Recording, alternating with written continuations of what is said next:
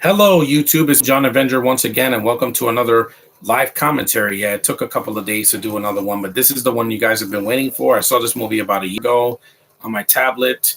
I loved it. To me, it's the real Ghostbusters 3, and that is Ghostbusters Afterlife. Yeah, I'm finally going to see this movie, and I'm just skipping the trailers so I get right to the film. Forgot that this thing has a ton of trailers. I'm doing it now because I was going to do it at 1 o'clock, but I'm like, I'm still doing the close, so. I'm just doing this right now. This is one of the good Sony movies from last year. Unlike Venom, Let There Be Carnage. Let's play the movie. Yeah, this has a completely different cast, so I appreciated doing something different. Yes, the third act becomes a nostalgia, fest, but compared to the remake where everything is just the first movie done shittier, this movie's not really a comedy. So let's get to it. There's the Sony logo. Because you're going to have nods to the original films when you're doing a reboot or whatever. Because this is basically a reboot after that terrible remake came out in 2016. Feminist garbage. This at least wasn't that. There's male and female characters in this movie. And, kids. Minorities, which is fine. Doesn't bother me. And there's a tender, there's a tender nod, a beautiful send off for Egon in this movie, Harold Ramis, because he died before the remake came out. So this one at least respects his legacy, and it made me teary eyed. There's the Ghostbusters logo. Columbia Pictures. I had chills watching this, and I watched it on my tablet on a camera, where somebody was filming it in the theater, because people still do that for some reason.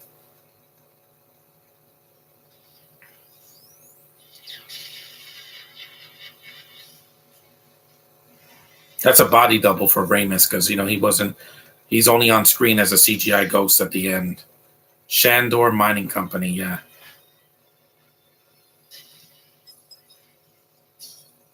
Because the last time he played a Ghostbuster was in the video game from 2009. And I really enjoyed this. It's not a remake.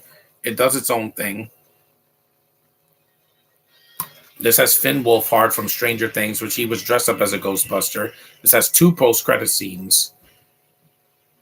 And it's up in the country. It's not in a major city like New York City, so it's a lower stakes movie. My parents enjoyed this movie too. This isn't like Force Awakens where everything is a nod to the original and they just remake the same movie. At least this thing did something different. It's not perfect, but again, I didn't want it to be perfect. I wanted it to be better than the remake, and that's what it was. Better.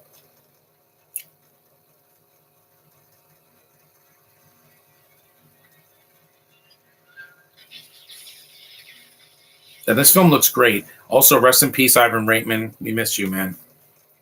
He produced this movie. His son, Jason, did this film, so he's doing the next one. I'm looking forward to it because I really miss, I missed the Ghostbusters. The remake was just, I didn't even bother because I heard it was horrible. The stupid jokes, the lame duck freaking exposition, the overlong running time, the filler, sexist dialogue that they had to put in the film. I know because I saw clips from it. Whew.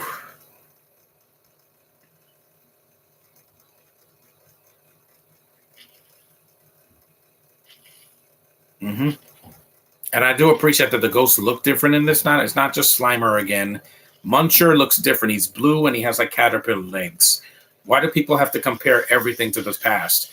Every movie that's made years later is going to have a nod to the original. That's what every sequel does or reboot. They always have to wink and nudge at the audience and remember this from the original because it always happens. Even Blade Runner 2049 had references to the first film. There's the PKE meter. You have Sean Young in a CGI face, and they also showed Harrison Ford's in the movie. So that's how it connects to the first film. There you go, Ghost.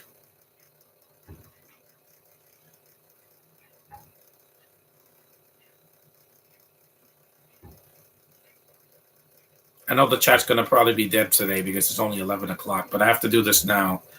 Even if nobody watches this, I have to do this now.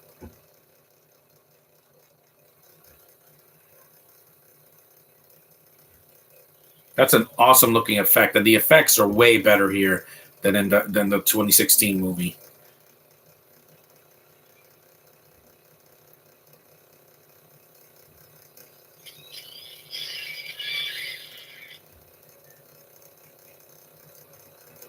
That's a reference to the first film, but not they do reference the second movie as well. So it's not like the second film was ignored.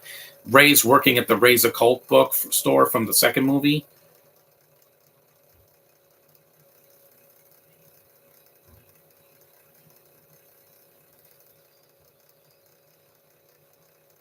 Because some people say that this is just nostalgia, nostalgia, nostalgia. Everything has nostalgia now. If it's an established property, that's the opening. They're very different from the first two, and way better than the remake.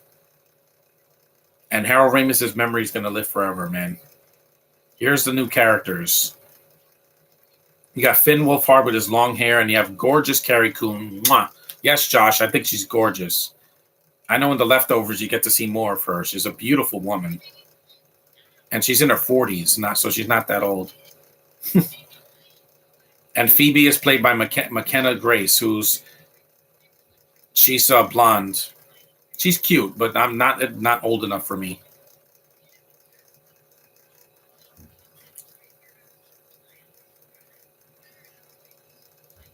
The kids are really good in the film. They carried the film because they're new characters. They're the grandkids of Egon. See, they say it in this movie. They don't have to keep it ambiguous like they do with Force Awakens, where they're like,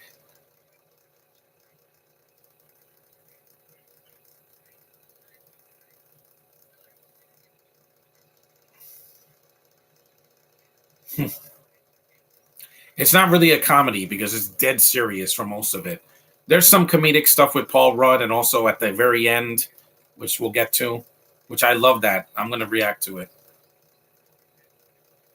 Still a good movie. I don't care what anybody says. This was should have been the third movie. This should have been the third movie a lot sooner than that stupid remake. An eviction notice. You have to move to the country. Yeah, it's expensive to live in a city. You ever lived in a city before? No.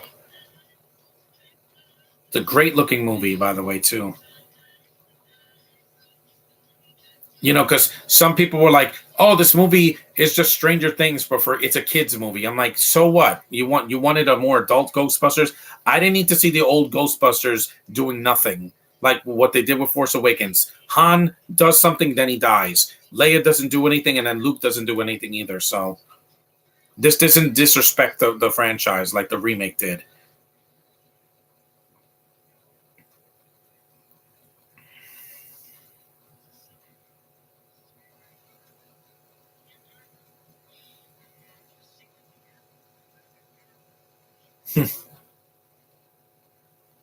It's a beautiful looking film. Like I didn't get that with Men in Black International. That was just doing the same thing. It wasn't funny, and they have to nod. Will Smith and Tommy Lee Jones had too much dignity to do that film. It's more like a reboot with a crappier cast. And Chris Hemsworth. It's a, this guy.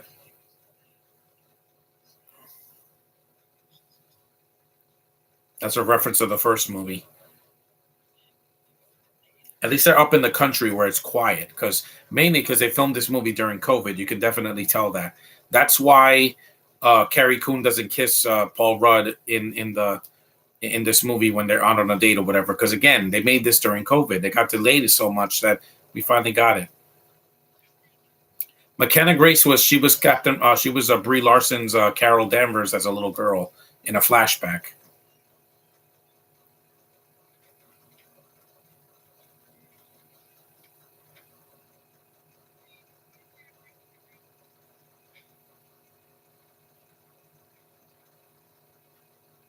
Because in Rise of Skywalker, now you tell us what the hobos are related to. She related to the Emperor. That made no freaking sense. They flat out say that that are Egon's, grandchildren. So at least he has a next generation to carry on his bloodline. And they say for Harold, this isn't like Fast and the Furious, where even after Paul Walker died, they still did more sequels without him, and it doesn't feel the same. I was going to see this in the theater, but I ran out of money, so I had to watch it at home. But I did get to watch it. And it's different enough. It doesn't have to be, not everything needs to be completely new or original, because originality, it went out the window when Avatar became the biggest movie in the world back in 2009 and 2010. Because everything is a nod to something else. Thank God Millie Bobby Brown's not in this movie. I didn't need her. I already have Finn Wolfhard. He's a much better actor, and he's getting more work than her. And he's older. He's legal.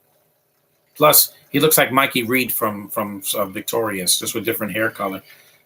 With a different hair color. When I saw the trailer, I was intrigued because I'm like, it looked completely different from the first two films, but it's good enough. It's like Halloween 3. Not Halloween Ends, Halloween 3, the season of the witch.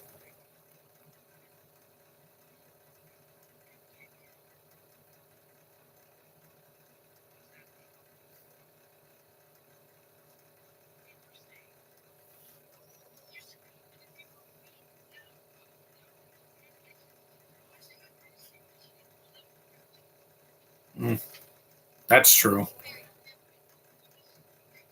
I would love to see Carrie Coon in the MCU or the DCU. She kind of looks like Jennifer Holland, except she's more mature. Every sequel, I'm telling you this right now. So if Ant-Man, there she is. Yep, 70 years old now. Annie Potts, the first cameo of many cameos in this movie.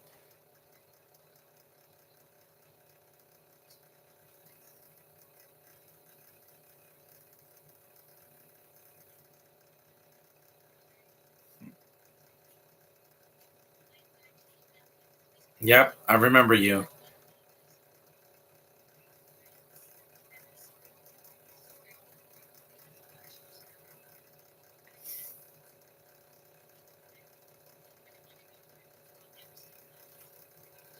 Hmm. Yeah, I loved her in Toy Story. She was in the first two Toy Story movies and four because she didn't do three.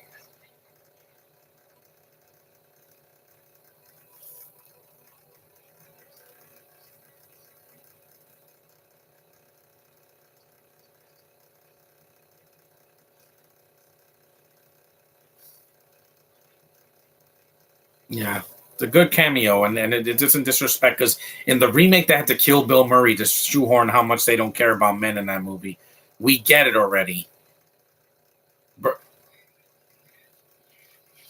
There's the black girl in the movie. She looks like Quintessa. It's not her, but she looks like Quintessa from Black Adam.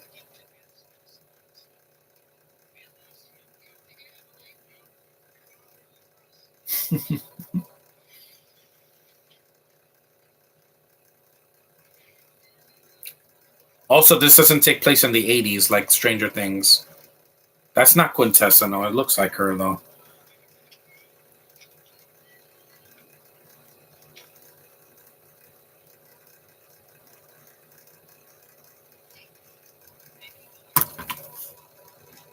Yeah, an Asian kid called a podcast. Yeah, so a fresh new start would be good for 2023.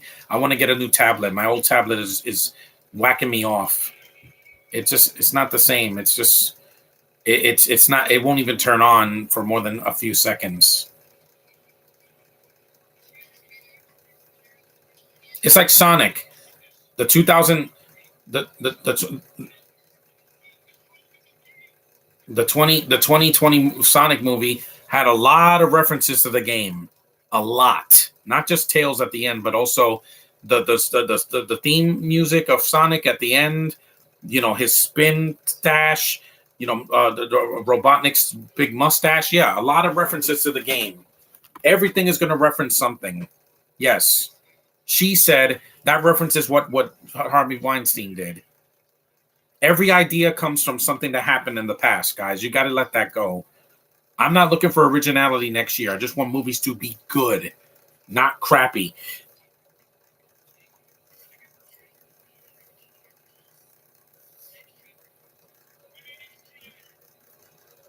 It's a good actor. I never seen Stranger Things, but he's in it. I saw the scenes that he was in, and I'm like, yeah, He's got a very expressive face.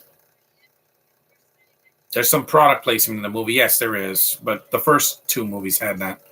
And I love the first two movies with a passion, guys. I love the first one. It's a classic. And the second one, I love it too. I don't care what the critics say. Oh, it's just a bad remake cartoon of the first movie. No, it does something different. The villain is different. It doesn't do beat for beat the first movie. It does different things. Hell, they don't even fight him in a big building like in the first one. They fight him in a museum. And I love the way these people act. They act normal. The mom doesn't act like a feminist. The kids are normal kids. They're not like overly precocious or dumb. You know, they make mistakes, but they're kids.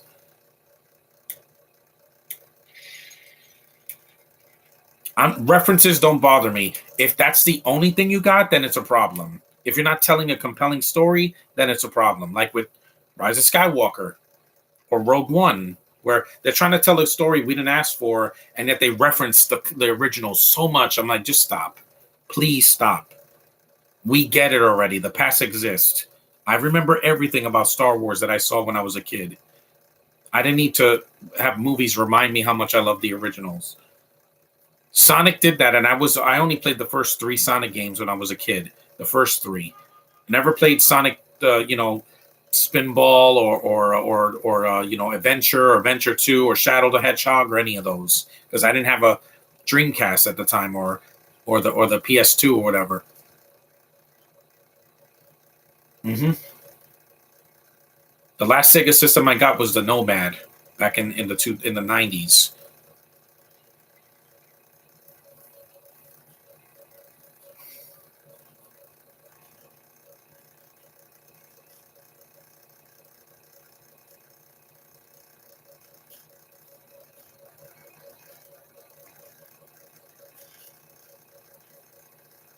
There's the Ecto one. And I'm glad that they have the original Ghostbuster outfits, not those freaking Twizzler things on their things like the girls had in the 2016 movie. Yeah, this movie doesn't have horrible jokes. Yeah, the girl can't tell a joke, but I get that. You know, she's a little girl, McKenna Grace. She's not a comedian, but she's not annoying like Kate McKinnon is, where everything is a joke to her. Everything is weird. We get it. She's quirky. Yeah, whatever. There's a good shot of that tall building. Somerville Grain Company.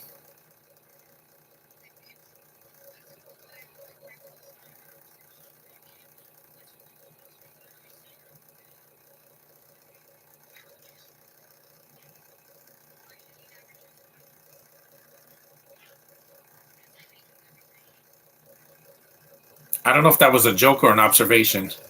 It's a good actor. These people actually, I buy them as family members of Egon Spengler because they're awkward, but they're likable. They're likable enough. Yes, they're all white, but like I said, Ramis was a white man. I miss him a lot, man. If I start crying at the end, you know why? Because I miss him a lot. Last time I saw this movie, I cried because I miss him immensely. He was a great actor, and unlike with that Wakanda Forever, this movie is mercifully shorter. Yes, longer than the original film. It's about an hour and 50 minutes. So there's Paul Rudd. Ant-Man 3, I can't wait. I know Josh is very nervous because of Kang. I don't care. I'm seeing it for freaking Ant-Man and for Cassie and the quantum realm, the action and the humor. That's it. Kang is not going to die in the movie, so you're not going to get your wish. He's going to be there because he's going to fight Ant-Man, then disappear through the quantum realm and go somewhere else to fight the Avengers in Phase 5. Phase 5, there's no way in hell it could be any worse than Phase 4. Black Widow and Eternals. Those are two of the biggest middle fingers to the fans that I've ever seen. So that's all I'm going to say about that.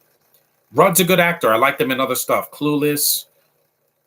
Even Halloween 6, it wasn't his fault. That was his first film. Cujo. I remember that movie. Scary.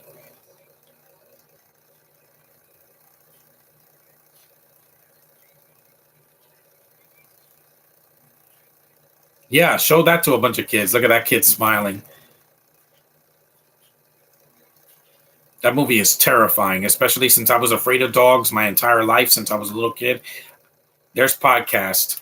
Yes, it's an Asian kid. We live in an era now in a society where everything is based on race, gender, or sexuality.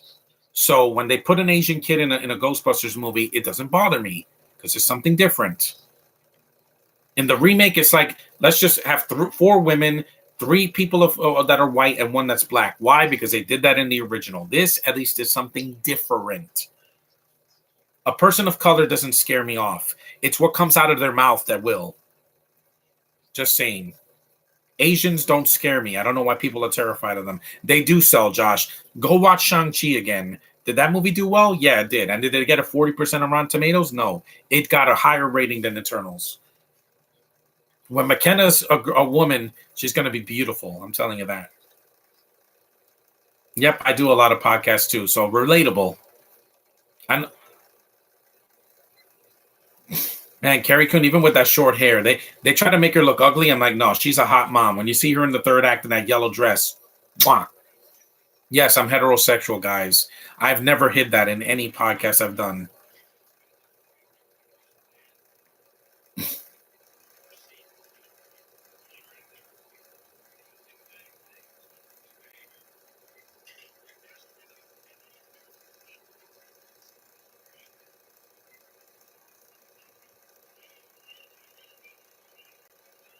I didn't see Cujo as a kid. No, it would have terrified me. I would never touch a dog again.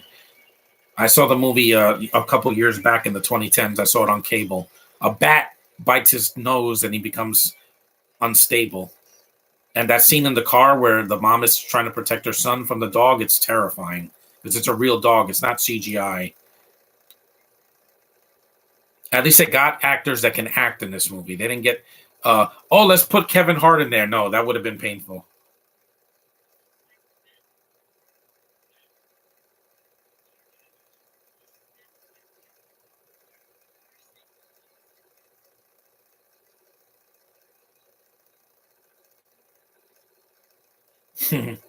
No, he's actually an Avenger. He's Ant-Man, but he just shaved his beard so that he looks younger. And I'm like, yeah. And I love the Ant-Man movies. They're misunderstood. The first one was a fun surprise. It should have been a lot worse. It was a character I didn't even care about, and then Paul Rudd made him so likable. I was like, yeah, I like him. Quantum Mania should be really fun next year. We're getting Cassie as an adult. Now I have a Cassie I can get pleasure out of. Because in the first two, she's a little girl, very cute, but too young for me. Way too young. Even to this day, Abby is only like 13 or 14. So, no, Cassie, Captain Newton's like in her 20s. I'm fine. I'm fine. I'm fine. You saw this, the squirrely lines? I don't go after children. I'm not like that. People know me. They see my face and they know that I could be trusted. I'm going to be working with kids next week. I'm going to be working for Santa at the mall. So as a sales associate, so I'll be just fine. And I like that this movie actually looks like a film and not a digital effect, not till the third act, because in all these movies nowadays, it looks like a video game. Spinners, yeah, they spend a lot of time here.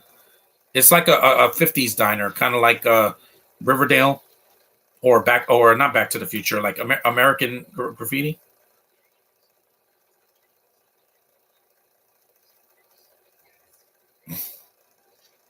And Wolfhard, what a talent, man! He's going to go places. I'm telling you. After Stranger Things is over, that kid is going to be in something really, really good. Him and Timothy Chalamet have that edge, to them that they can do dramatic and be funny. Beautiful black girl. Mwah. Yes, I don't care what her name was. Her name could have been Mount Cuckoo Clock, and I would have been like, hey, beautiful. That's why Black Panther 2, I was still invested, because most of the black women in that movie are gorgeous.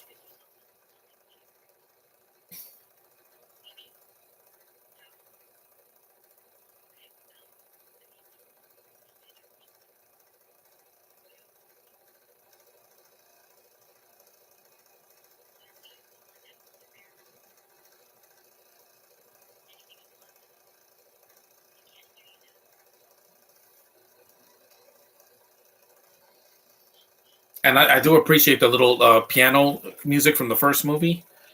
Yeah, she's cute, but she's not. She's not. Get my water. I'm gonna need it. Eating some applesauce. It's subtle. Like this movie's not a comedy. Like they throw some dumb jokes here and there, but it's not. It's not like Taika Waititi took it way too far this year. Even last year when he did Free Guy, I'm like, he's like, who's the best martial artist in the world? Steven Sequel. I'm like, oh, that's cringe. That is so cringe. Like he's just in his own zone. He's like the Stanley Kubrick of comedic directors. And Love and Thunder, he should have toned it down. The Screaming Goats should have been cut. They should have been in one scene, and that's it. Not everything needs to be a freaking joke, dude. That movie was only saved, like I said, because of Hemsworth, his daughter at the end, and that gorgeous Natalie Portman, and some of the jokes that actually made me laugh.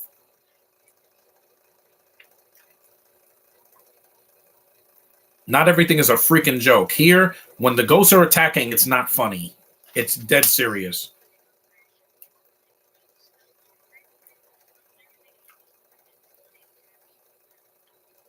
It's a good-looking shot. See, they're in a real location, up in the mountains, you know, in the countryside, and it's really quiet. The isolation makes this movie really enjoyable because I'm like, there's no distractions, there's no loud sirens, there's no people yelling at each other like in the original Ghostbusters. And while this is not the classic, the first one is, it's not the remake.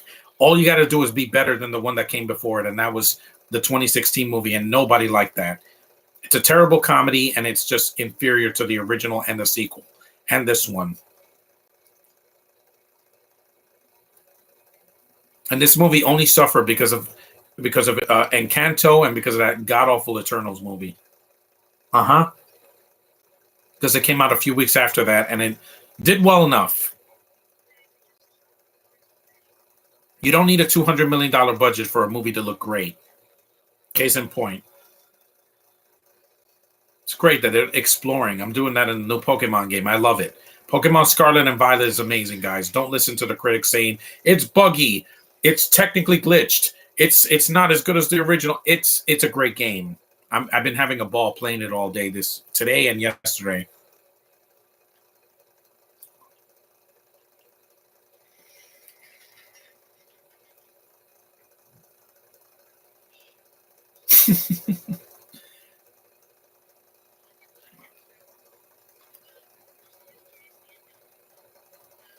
Into the unknown. I just want people to stop complaining so much in 2023. My Little Pony. Yes, that's My Little Pony. He's a brony. I guess he's a kid. If they kiss in the second movie, what are they going to do? Call the cops? I mean, by next year, McKenna Grace is going to be 17, so she's already going to be legal in some states. She's not 12, you know? Like Millie Bobby Brown was like, what, 11 when she did Stranger Things? Yeah, she's a kiddo.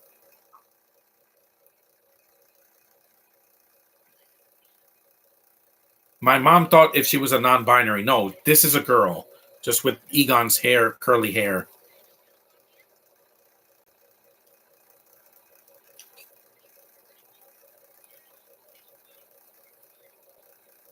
No, that doesn't happen. Even though this is a PG-13, really meaning it's not really a kids movie, but the tone is like a kids movie.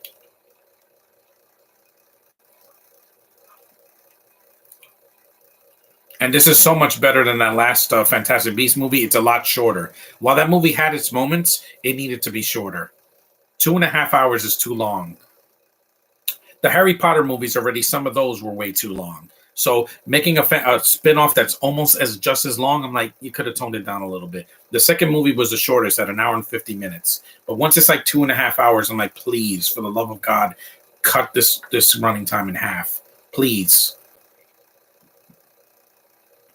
I need it. I need movies to be shorter. This movie's under 2 hours, which is great. I didn't need a 2.5 hour Ghostbusters movie. Because the remake tried to do that with the extended cut, and I'm like, yeah, it doesn't add anything.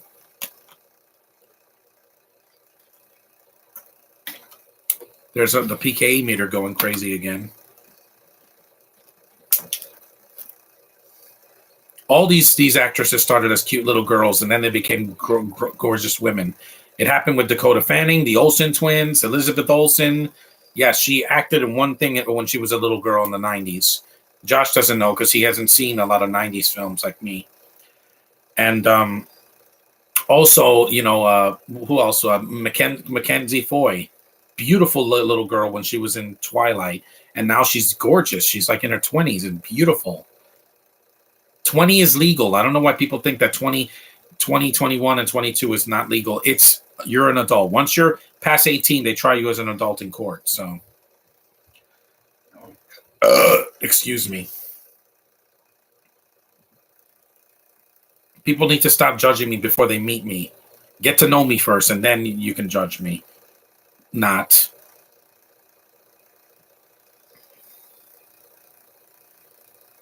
I'd rather have a cute kids that are actually trying to catch the ghost and be annoying and throwing jokes and references that nobody asked for. Just saying. That's why this worked and the remake did not.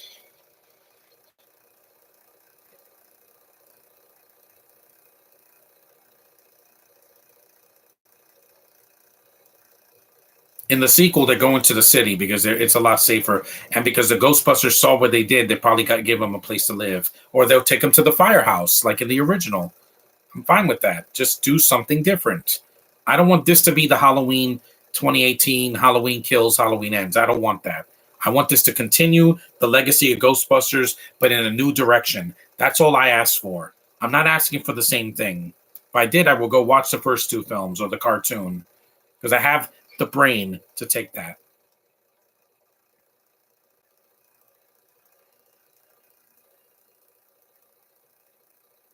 You spend a lot of time with the kids because, again, they're the main characters in this movie. There's the trap, the ghost trap.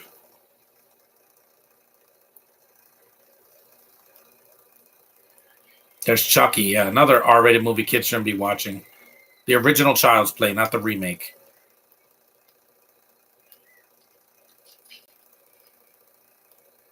No, you have to step on it.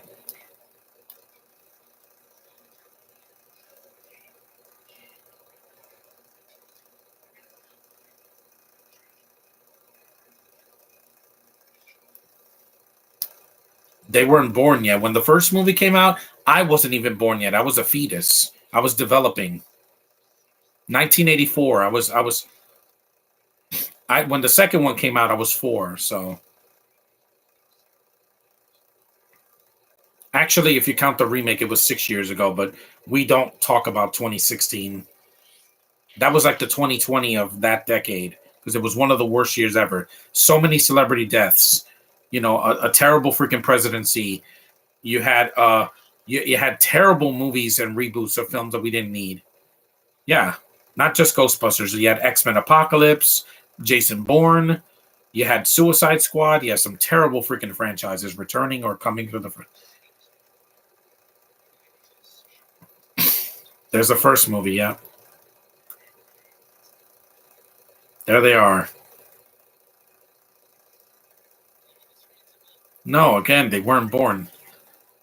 Exactly. That movie's gonna live forever, guys. There's Janine. They don't show Rick Moranis because he didn't come back for this. He's coming back for Honey, I Shrunk the Kids, though. They're doing like a reboot on Disney Plus. That's fine. Just don't nod the first movie so much. You don't have to remind me of the past, guys. I'm not senile. I remember almost everything about my life. I remember the day I was born. I remember my childhood. I remember my teen years. I remember my 20s. I know. I have a criminal brain, meaning that I process things a lot faster than other people. It doesn't mean I'm going to do crimes. I've never committed a crime in my life. Never got arrested. Never. School bus. Stop reminding me of the past when I remember the past. The 2017 Power Rangers movie was so bad because it didn't feel like the show. Then they want to nod the show at the end and it failed. My Hero Academia? The chat's completely dead today, but that's okay. 3 people are watching it. I'd rather have somebody watching it than nobody. Love this movie, yeah. That's a reference to the first movie as well. Not stepping on the thing, just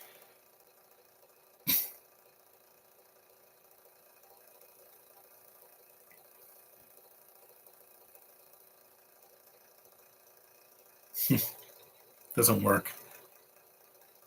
I like that Paul Rudd's not a ripoff of Bill Murray or Harold Ramis or any of these other characters. He's just a school teacher with a beard. That's different already. I mean, in the original, Winston, who doesn't show up until like 30 minutes into the movie, has a mustache. Then in the second movie, no, there's the ghost. That looks amazing, by the way. Take that, conformity. Dun, dun, dun, dun, dun. I see this as a loving tribute to the original, not a ripoff.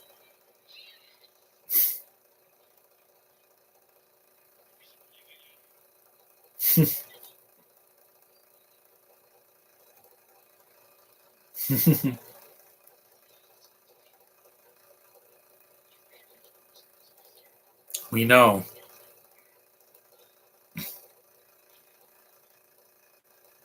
And at least it has a connection to the original without feeling forced. Because in the remake, they have to bring back the original cast, except for Ramis, who passed away, to remind you that it's not the original. Don't do that. Do your own thing. You know why Blade Runner 2049 worked, even though it bombed? Because it did its own thing. Dune last year, because it did its own thing.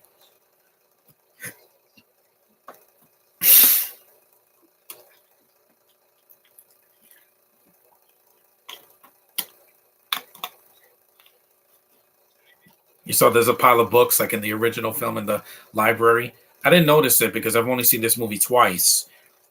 I saw it when it was in theaters, and then I saw it on DVD back in the winter. Yeah, that was not in the original. That's something different. Ooh, that hurts. Yeah, that's loud. It's like the Jurassic Park 3, that whistle that warns off raptors.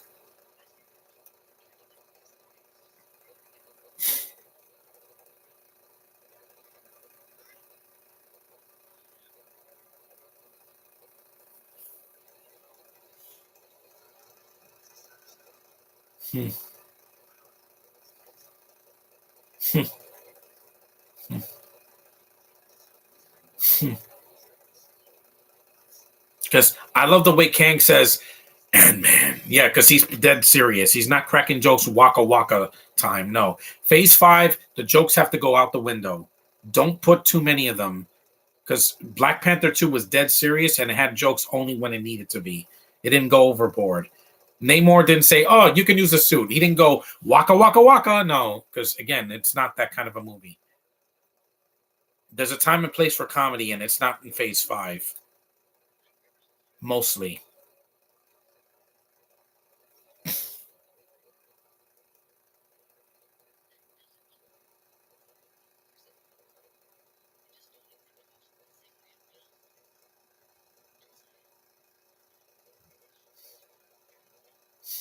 there's the dogs. Yeah, the what's it called? Zool and Vince Clortho. Yeah,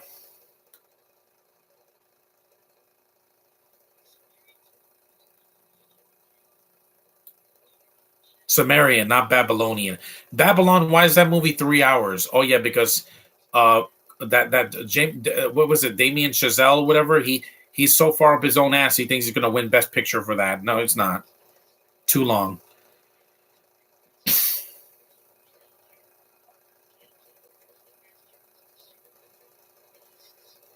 Dogs. Demon dogs.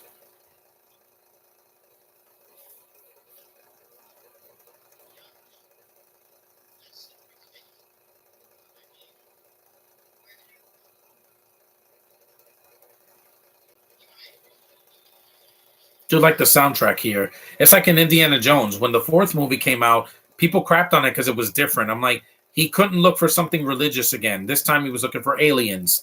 50s, aliens. It balances out. There were references to the original film. Yeah, the Ark of the Covenant. They showed Salah and they showed his father. And Sean Connery wasn't even dead yet at that time. He just retired. that the Grand Canyon? It looks like the Grand Canyon.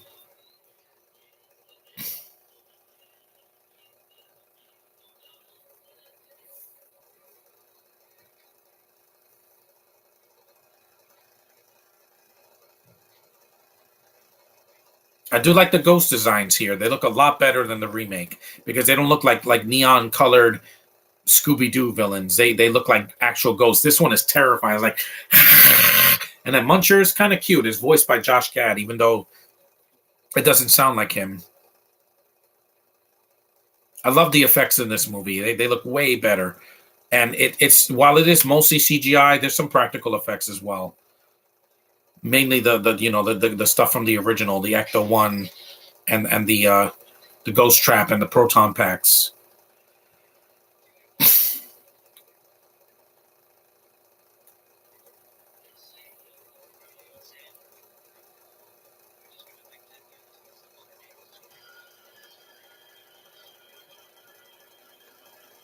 I regret nothing doing this podcast. I wanted to do this because I have to work next week, and I'm not doing a podcast for Thanksgiving. I want to take the day off.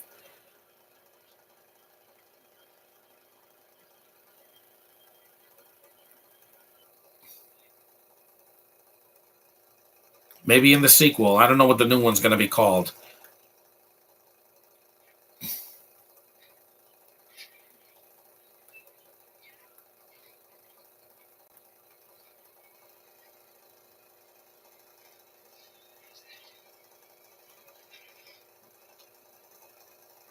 It's what was it called? Supernatural activity or ectoplasmic activity as well.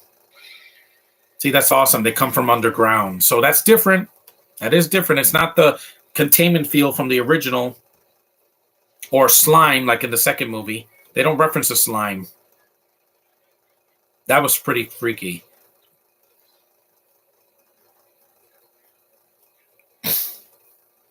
With holes in it. Hmm.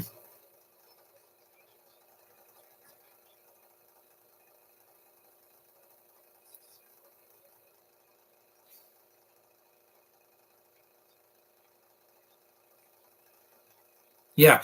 To me, Karen Coon, yes. Don't attack me, Josh. It's just a last name. That's all. It's not a racist thing. It's just I know that word is derogatory, but that's her last name.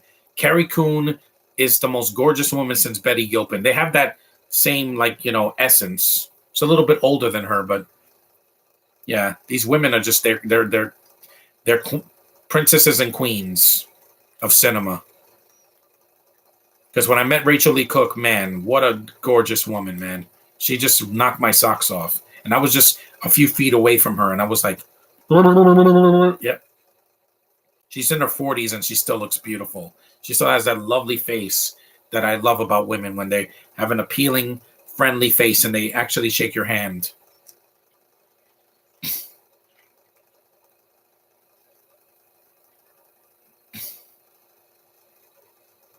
This film looks more like an Evil Dead movie than a Ghostbusters movie because there's the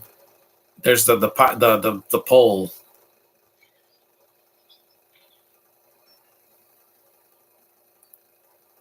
Because I already did the first two movies. I did the first one last year before my computer broke, and then I had the second movie. I just did it a few months ago in the summer after I recovered from COVID radiation. That's why I don't want a Back to the Future 4 or a remake because you're not going to do it better. Christopher Lloyd and Michael J. Fox are those characters. You can never replace them. Ever. And Leah Thompson and Crispin Glover, even Thomas F. Wilson, you're not going to do better than what they did. Or even in the sequels with when they added more characters like Jennifer, they recast her, and yet it was still better than what they would do. Who are they going to cast as Jennifer now? Amber Heard? Yeah, please. There's the costumes. Yep. That Mario movie next year is going to reference the games a lot. Yes, there were penguins. There's the crunch bar he gave to him in the first movie. Yeah, probably rotten by now. His glasses. Still in good condition, too.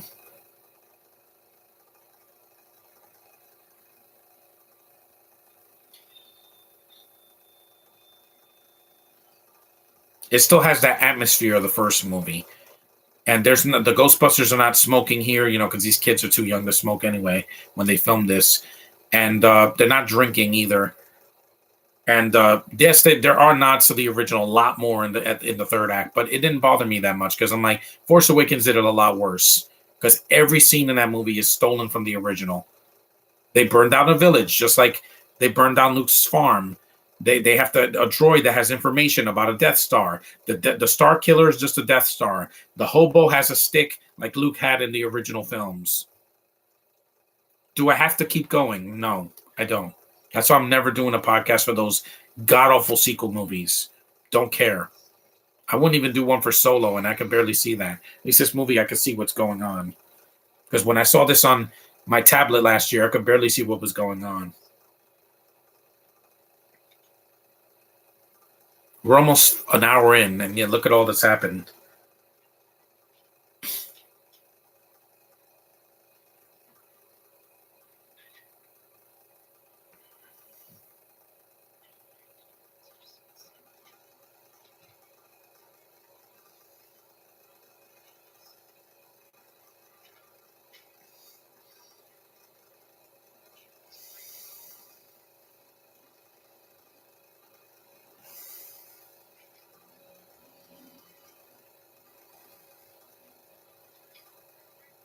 There's a YouTube video.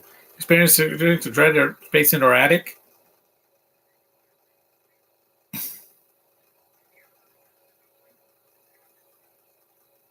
Ghostbusters.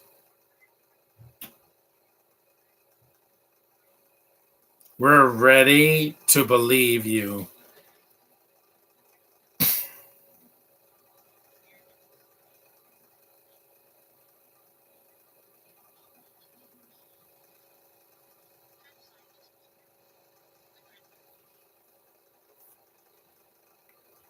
I'm already getting, I'm already thinking about him, but the movie it doesn't happen until the third act.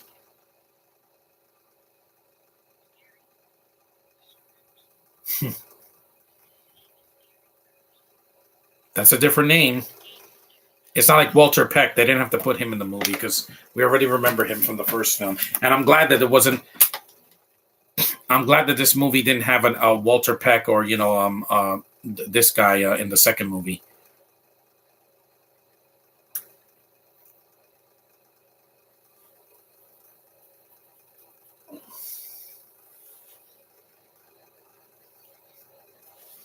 This is when they're using the proton pack to load things up, and they're doing something different. Instead of using it in a building where there's people and there's tables everywhere, they're doing it outside. Something different. It's not a failure. People just these critics that shit on this movie just said it's too much nostalgia. These kids are doing the same thing. No, they're not. They're not doing the same thing. They're experimenting. They're exploring.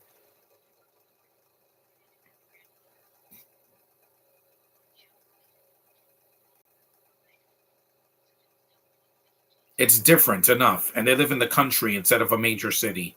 If they were in Manhattan doing the same thing, I'll be like, no, this is just a remake all over again. And considering how many bad films Sony made in the past 10 years, like the Amazing Spider-Man films, Venom, Morbius, they were all worse than this. Way worse. Even Venom 2.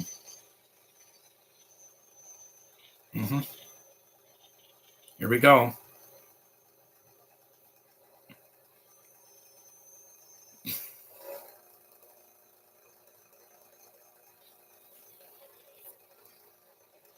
And at least when I do my podcast, I show my face. I don't have to hide it.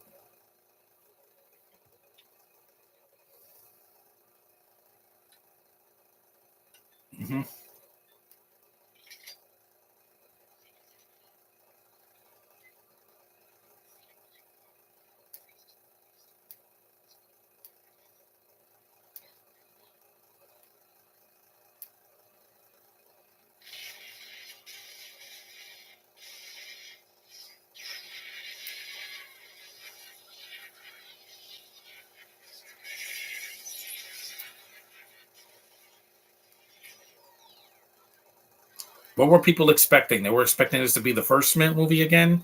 It's not. but it's not horrible like the remake. Yeah, I remember when pictures.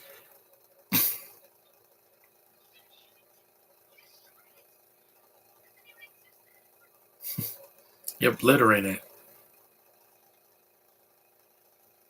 There's Muncher. Yeah, 15 minutes into the movie, you see another ghost.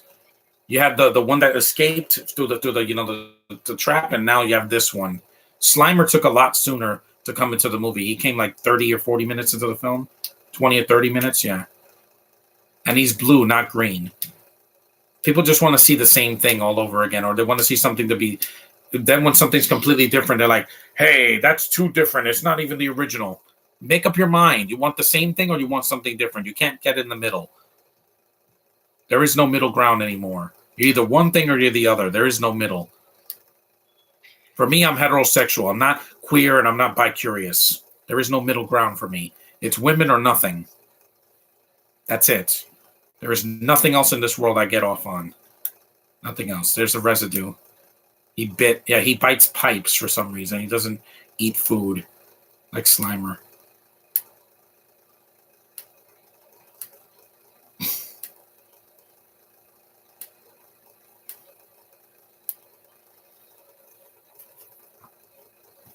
You can't have it both ways. You can't have too much of the original, but then do something completely different that doesn't feel right. Like when they did Charlie's Angels, familiar premise, but they made 3 women that can't act, and it's a feminist movie where all the guys are idiots and buffoons, and they don't matter. That's why it failed. It's not because women didn't go see it. It's just no one went to go see it. I didn't. I have some self-respect. I love I enjoyed the movies with Cameron Diaz. There's Muncher. A blue ghost.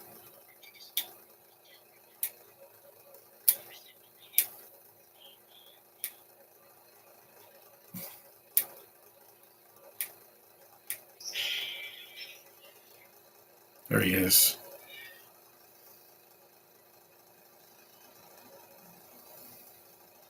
See, he has caterpillar legs, so it's different than Slimer didn't have legs. He was just a green ghost. That looks great. I love these effects. They got overlooked at the Oscars for the best visual effects. Oh, that's annoying. You saw the deer? Yeah. Man, that's annoying, that whistle.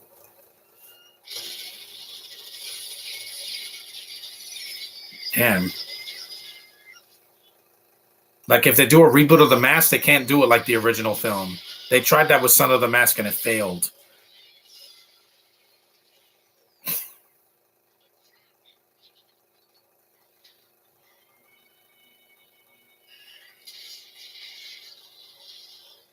People that just need to shut up and have fun, like I'm doing right now.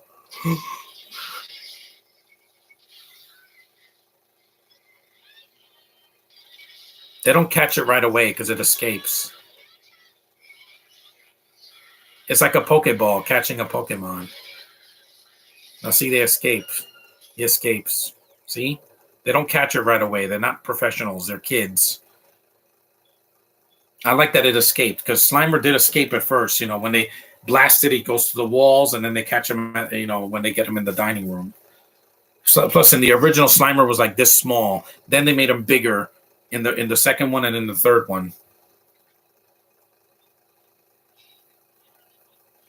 I'd rather a sequel try than to disrespect the franchise like a lot of sequels have done.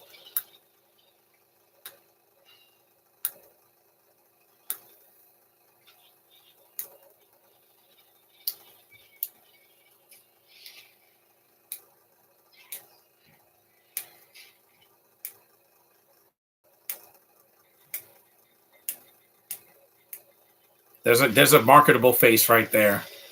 If people like, I don't care about these kids, then you're not going to enjoy the movie because most of the film is with the kids.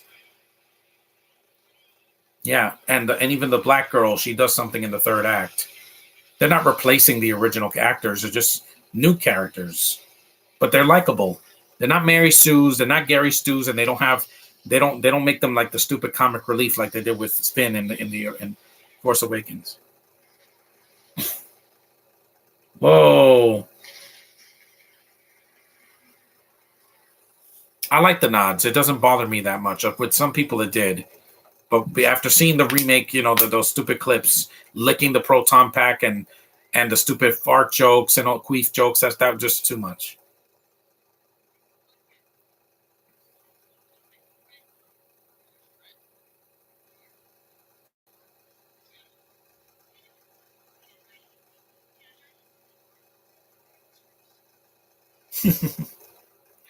See, there's some subtle jokes here that actually do work, but it's not really a comedy. It's more like a sci-fi horror thriller.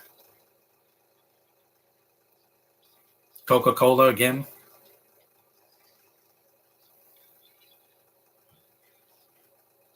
The Chinese restaurant.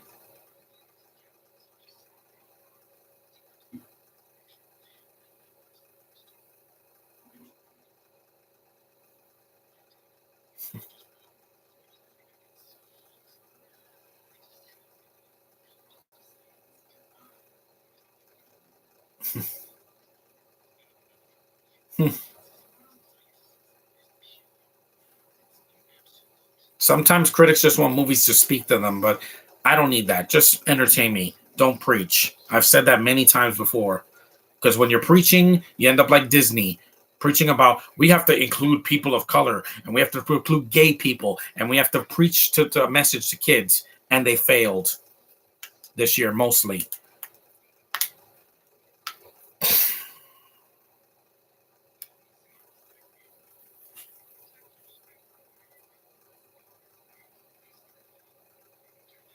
I like these people. I'm sorry that they're not the original cast.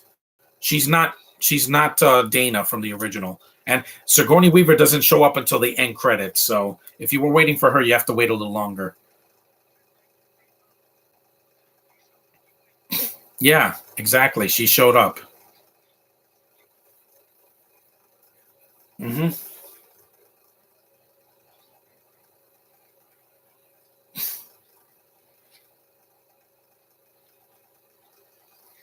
Yeah, I'm just sick of people complaining so much about everything. When the sequel comes out to this, I don't want to hear it. I just want these characters to do something fun in the city. Can you imagine what they can do in New York City? Places that the Ghostbusters never went to, like the Freedom Tower, even though they're not going to do it because of 9/11. Or they can go to, well, they did the Statue of Liberty already. They can go to Ellis Island. They can go to, I don't know, did they do Central Park? There was a deleted scene in Central Park. Yeah,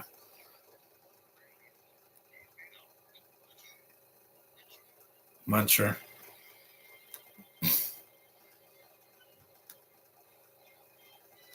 I just think people were harsh on this for no reason because they just people are cranky. Eternals, I hated. Just because it was different than the other Marvel movies doesn't mean it was worth my time. It was 2.5 hours, way too long. I was dying for the movie to end.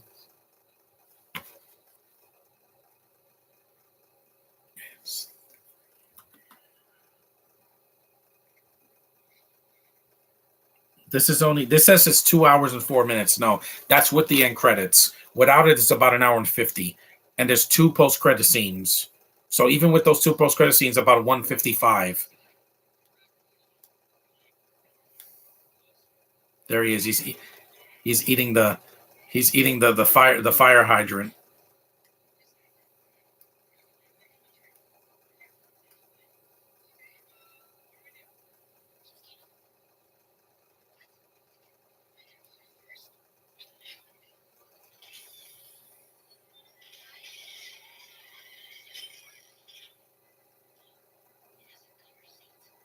That was different than the original.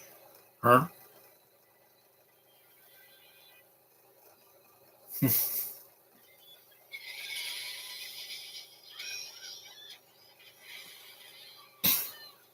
Critics just have to lighten up a little bit and stop thinking with their ass cheeks and start thinking with their brains. I know some of them are old and just said, this drama is speaking to me. Yeah, a boring drama where people are just talking. I want things to happen, not just this. Because a big part of what Wakanda Forever's long running time was these long, droning speeches, especially in other languages. That took me out of the movie a little bit. That's awesome. He could spit metal like watermelon seeds. That's whoa. You saw the ghost went right past them and they didn't see it. Shoot that thing, Phoebe. Shoot him. And there's nothing gay in this movie because it's not needed. It wasn't needed. Gotcha.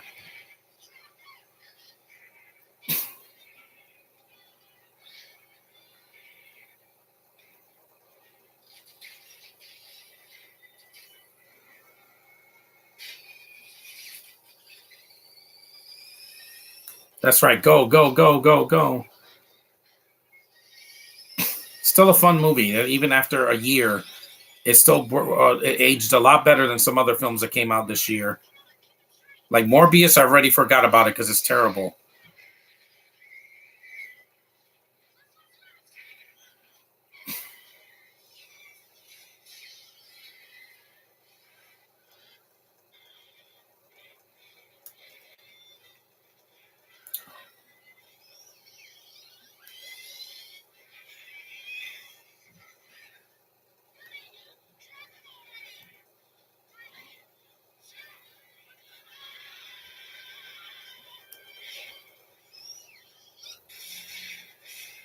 Yep, there's some collateral damage.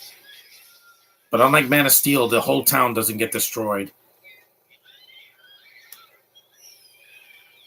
Go get him.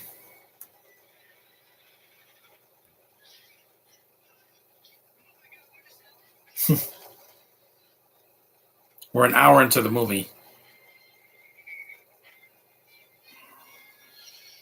Bridge closed 5 miles ahead.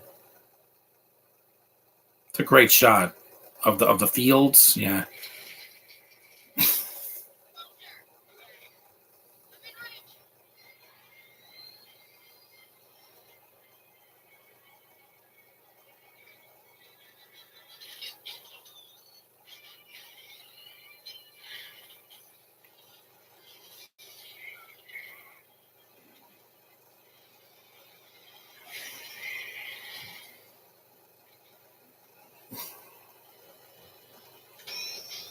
That's right. Catch the ghost.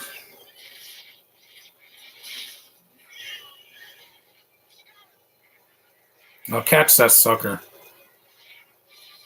And it's not like Muncher's in the whole movie. No, he's in like a couple scenes and that's it.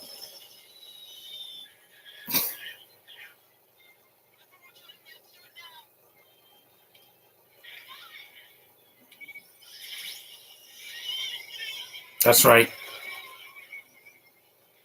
Don't look directly into the trap. Got him.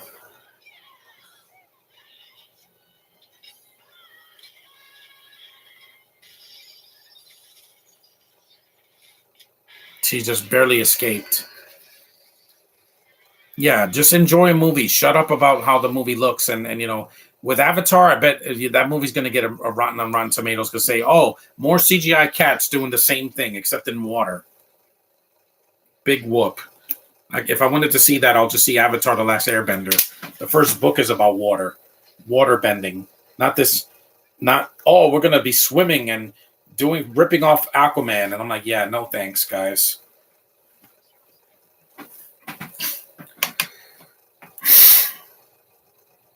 Dun, dun, dun.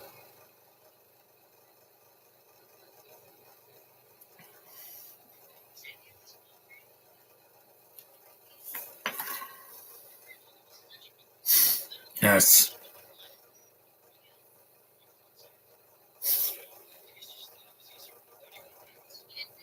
No.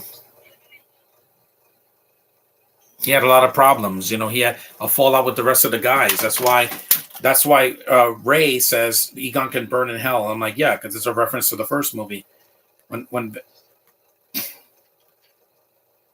Twinkie, yep. That's a big Twinkie. That's this is a Bokeem Woodbine. He was in, Spider-Man Homecoming. It's only a cameo here.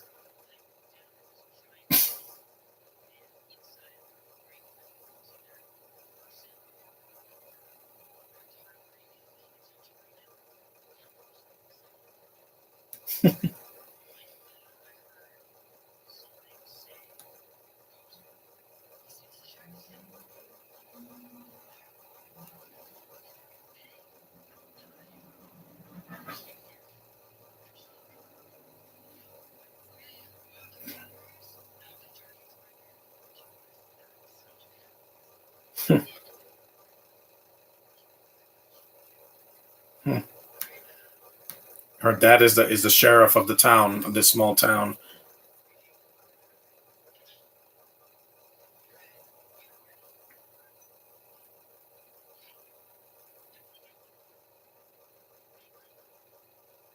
Who are you gonna call? Wink, wink. Yeah.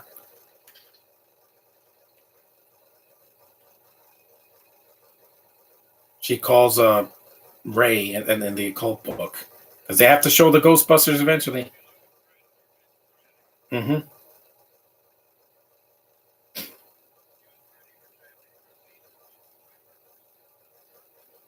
Because Creed is the same thing. It's just Rocky with a black cast. That's basically what it is.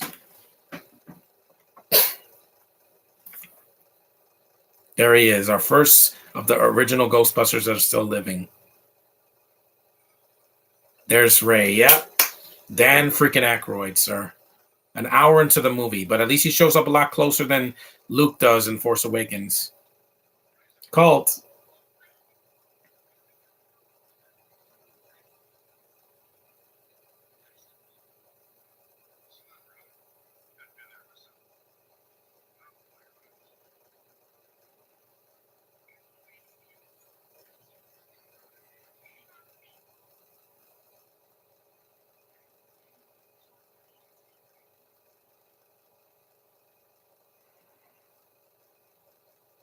See, he's hurt. He's hurt. He's hurt because after Ramus died, him and Bill Murray were they were hurt by that.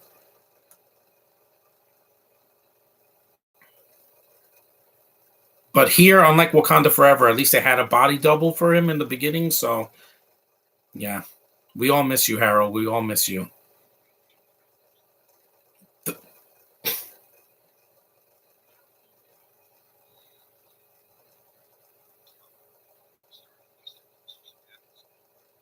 Yeah.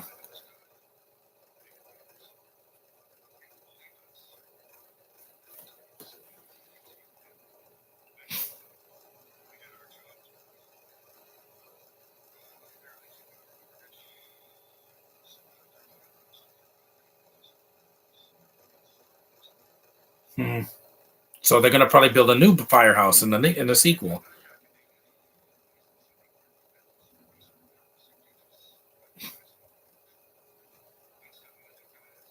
Yep, Winston.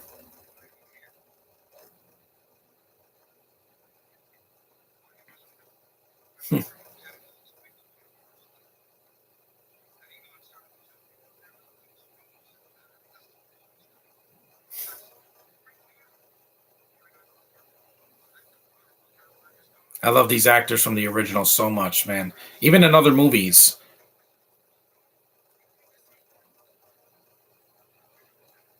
I would love to meet one of these actors before they die.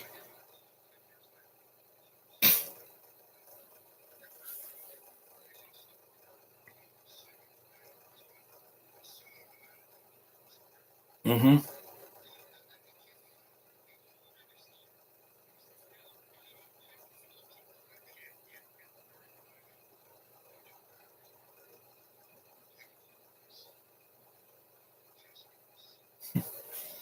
I have to. In the new Pokemon game, there's some new.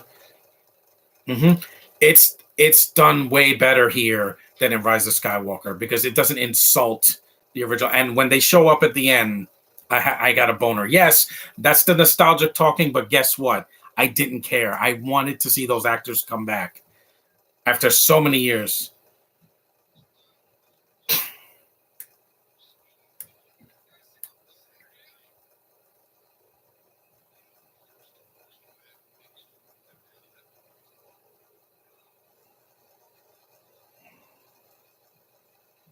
I love that it says she says those last words. Egon Spengler was my grandfather. That's it. See, they didn't have to tell her like they told the hobo in Rise of Skywalker, where it was the third movie, not the first movie, the third movie. So Snoke didn't even matter even if it was in that third movie.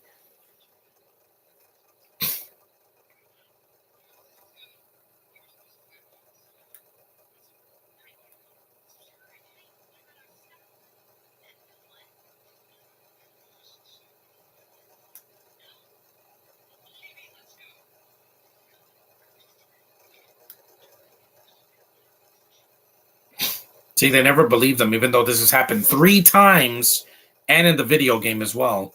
Because in the video game, they go to different places.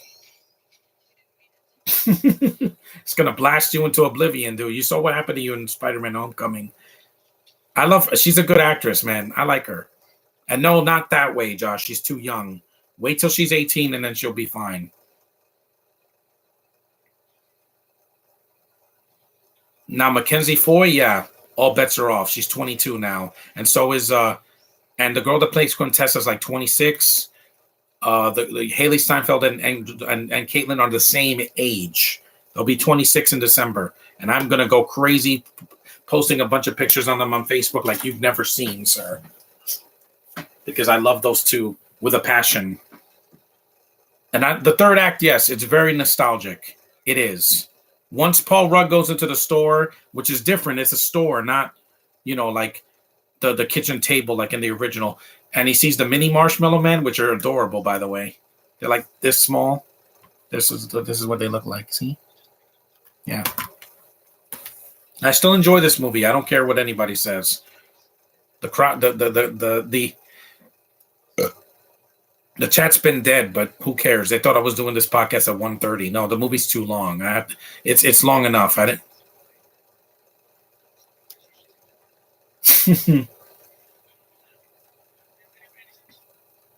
She kisses him on the cheek.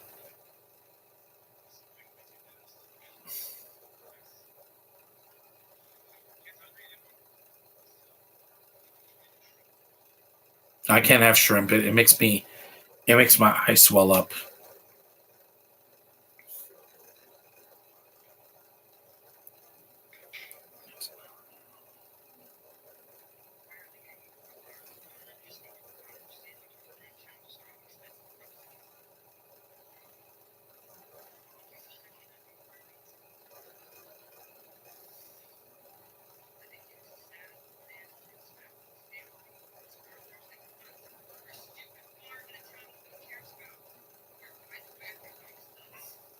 He wasn't. Yeah, I'm gonna get misty eyed at the end. Yeah.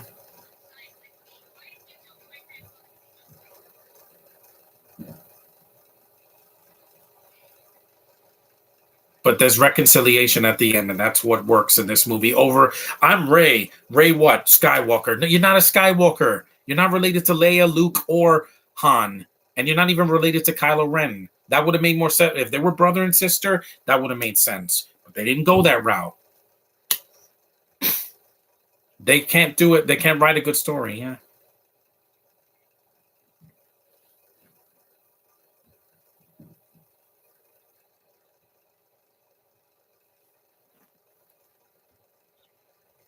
I still love the tension in this movie. Like, it has a tone. It doesn't become dead serious and then becomes a comedy at the end. There's some jokes here and there, and yes, Olivia Wilde plays Gozer here because the original actress, I think, died or was too old to do it. There's Walmart. This is the scene. This is the third act. But there's a part in the third act that makes me smile. I'm not going to lie.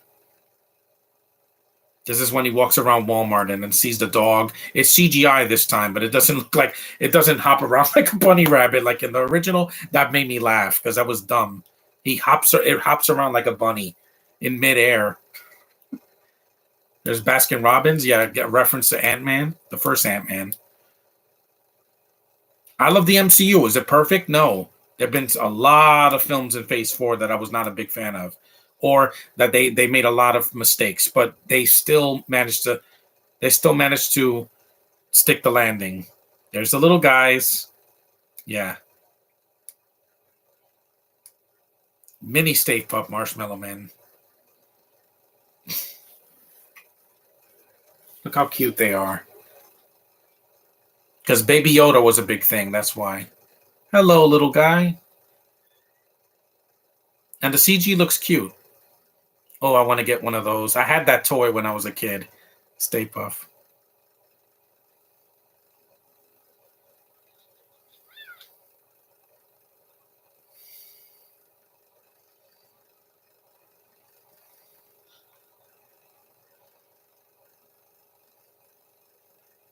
That's so cute. I want to get one and just hug it. Stay Puft has always been cute, even big or small. It's a cute little thing. Because in the remake, they tried to use the symbol and as a Stay Puft, and it didn't work. It's not cute or iconic. It's just lame. Plus, that villain was lame here.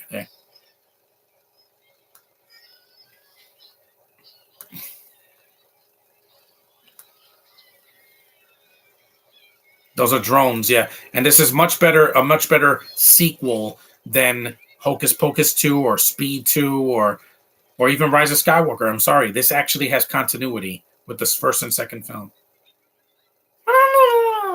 Yeah. Little marshmallows. Yeah, some of them get melted because they're marshmallows.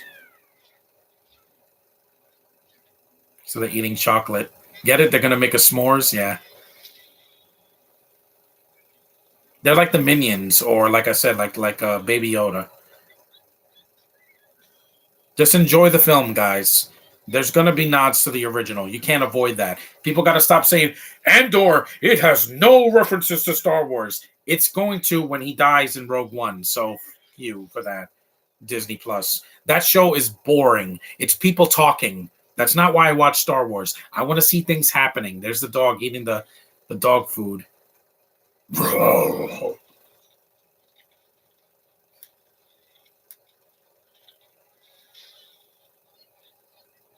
Uh-oh. At least it's in a Walmart and not like the middle of Central Park West. That's a practical effect.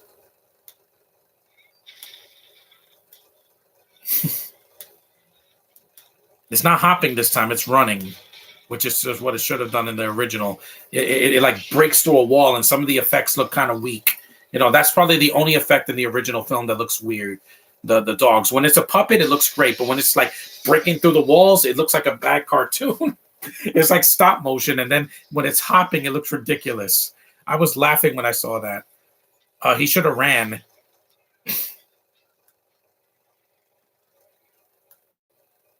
I remember that thing.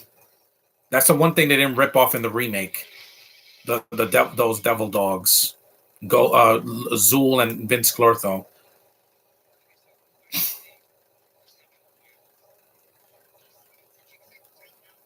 You don't see Paul Rudd again until the end of the film because he was doing Ant-Man 3, so.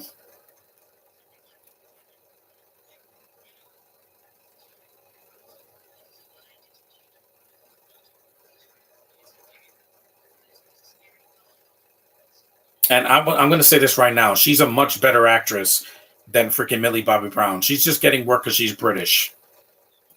That's it. And her face looks like Sam Huntington. That's all I'm going to say. I don't want to sound like a racist because I don't like people that sound like they're drunk. Yeah. Excuse me.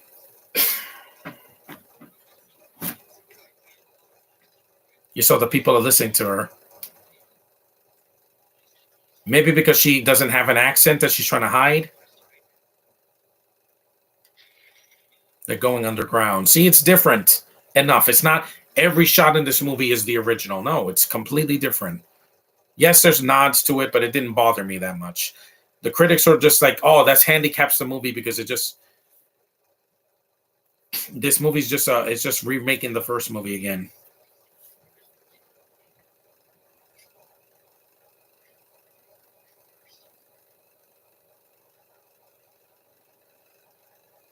Even the video game had to do nods to the original because you had Slimer in that game. You have Vigo's picture. They fight the Stay Puft Marshmallow Man again. It does a lot of nods to the original. So nothing in this franchise has been perfect. Nothing. Even the effects in the first movie, a lot of them are really good. Slimer, the dogs when they're like puppets, and the Stay Puft, and the ghosts that are flying, and all that look great. But then when the dog is hopping, it looks ridiculous. It's like at the end of RoboCop when what's his name? Not Dick what was his name? Oh yeah, Dick Jones when he falls out the window and his arms are long. That looks ridiculous. But it's still a great movie because people cared about the characters. Nowadays, movies look terrible and they have a bad script. I thought Gozer was a man.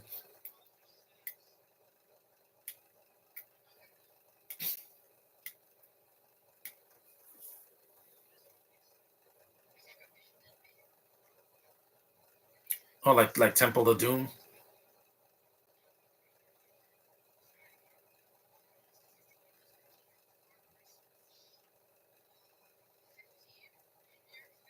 No, it's not.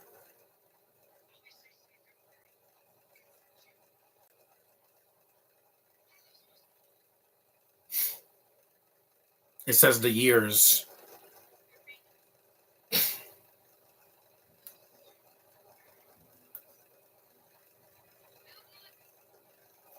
I think that's Evo Shandor, right? They could have made him the villain, but like I said, who are they going to cast? Maybe they'll do that in the sequel. That's J.K. Simmons' image.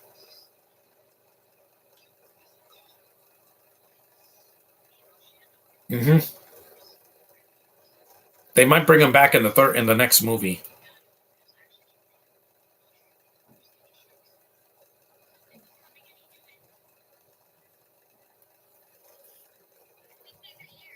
Yep. 1883, 1908.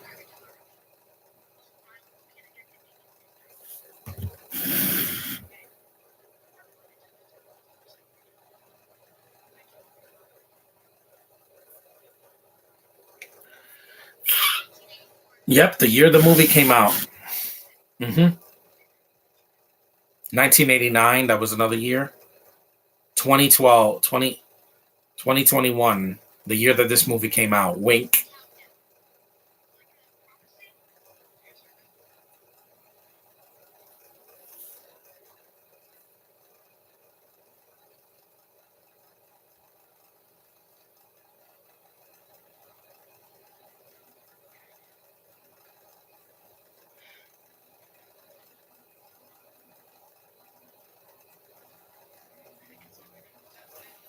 Yeah,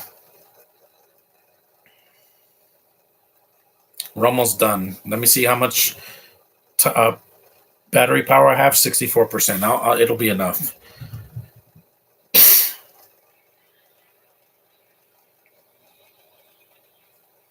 Yeah, so J.K. Simmons got paid for his image because he didn't have to do anything but lay in a coffin. There's the hands. Looks like the ending of Constantine more than Ghostbusters.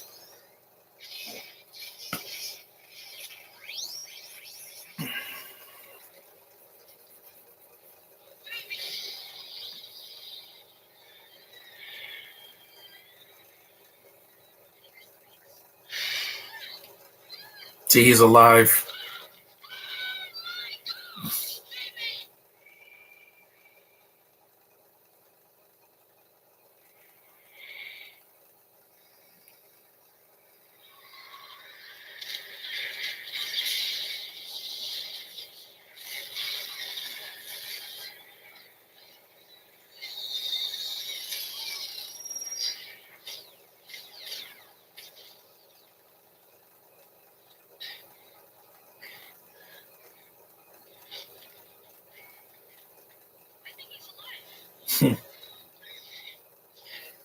Yeah, and I don't need the chat in this movie. I was gonna do this. I didn't want to be bothered with a Q&A because this is not a Q&A. I keep saying that. Mm-hmm.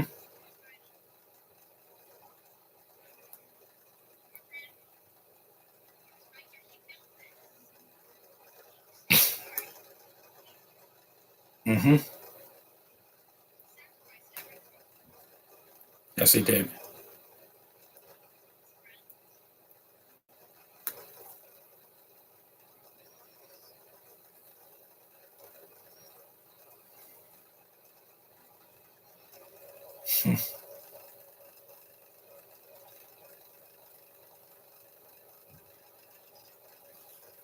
Yeah, but she gets attacked now, like Dana did. But instead, at least she's a mom here. In the second movie, Dana's a mom.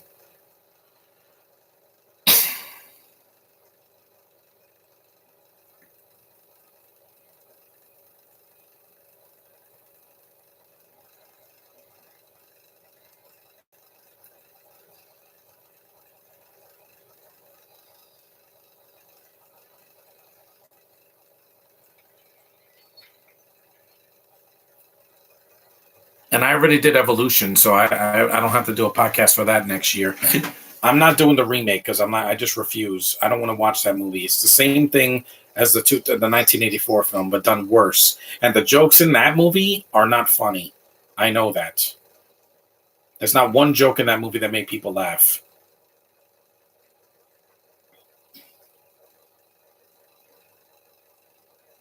I love that this movie's different enough without being a remake. There's some nods, like I said, to the original in this third act, but it doesn't beat me over the head with it. Like Star Wars just did it too much, especially with the Force Awakens, Rogue One, and Solo. They have to be constant reminders of the past. They can't just stand alone on their own 2 feet like Mando. Mando doesn't have to remind me every 2 seconds. It's in the same continuity.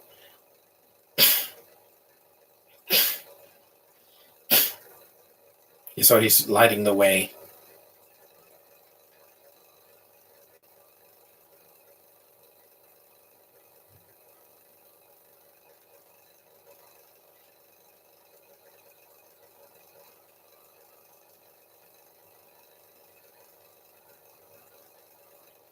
There's a picture of Zakari Kuma. She was a little girl.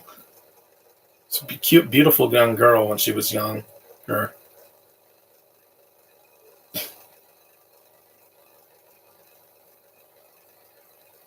See, that mist looks really cool. It's actually there. It's not just CGI.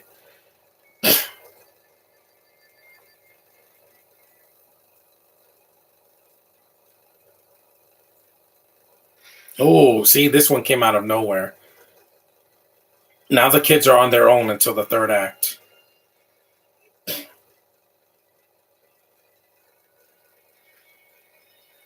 Da-da! At least they don't rip off the soundtrack. They don't have the Ghostbusters theme until the end of the movie, which is fine. Oh, this is pretty freaky. It's like The Exorcist a little bit.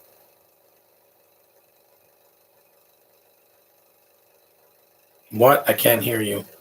She whispered it.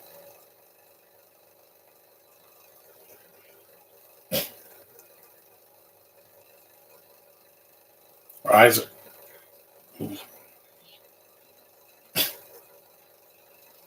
And this must be terrifying because these are kids. In the original,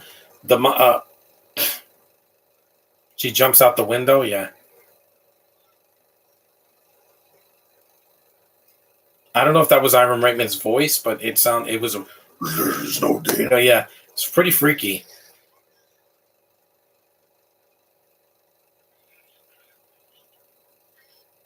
No,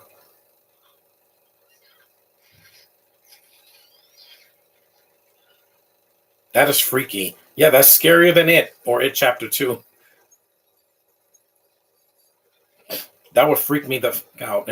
Yes, I saw Ghostbusters as a kid and the second one, and I know they were not kids' movies, but I still watched them. And there's a lot of movies in the '80s that were not kids' films that I saw.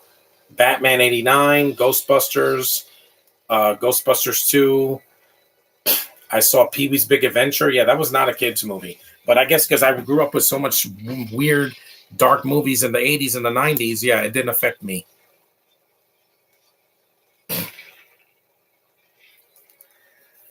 Gozer is played by Olivia Wilde. It's not her voice though; it's just her face. But she looks beautiful. It's good to see her in a big budget movie again. It's been a while. Last time was that I saw her in a big budget movie was Cowboys and Aliens. Everything else was a movie she either directed or acted in. There, right out the window. No, doesn't get cut up or nothing. Why? Because people don't get cut up in movies. It's a little bit different. It's more like Evil Dead than Ghostbusters because they're in a cabin in the woods. They're in a farmhouse near the woods. Well, in the countryside. That new Evil Dead movie, I have no interest in. If Ash is not there, I saw the remake and I hated that too.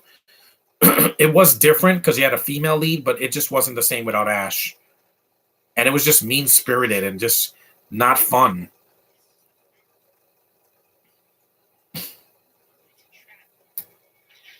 It's a trap.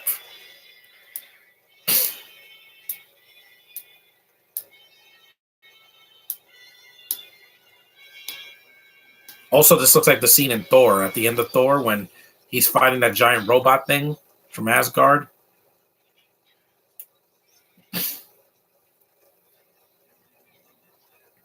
Yeah, they have the costumes. And in the next movie, they're going to be in it more in the costumes.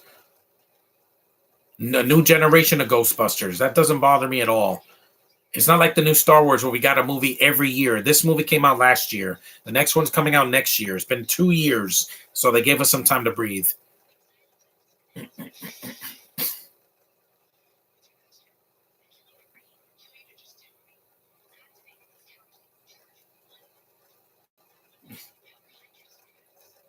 Mm-hmm.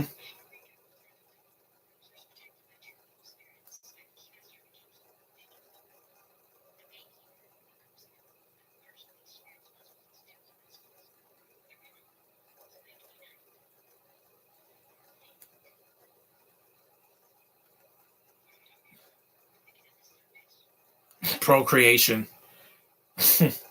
Yeah, this is the scene. I know Josh loves this scene. Uh, they're outside in this time. They're not inside of a building with a matte painting in the back. Oh my God, they're just as sexy.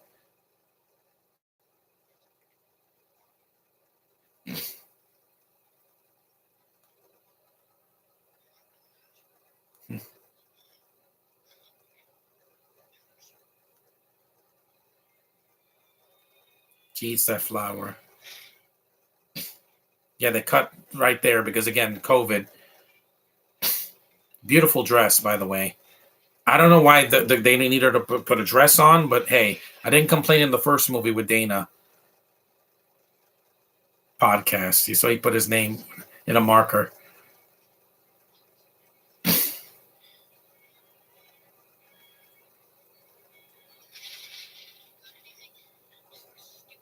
Evidence.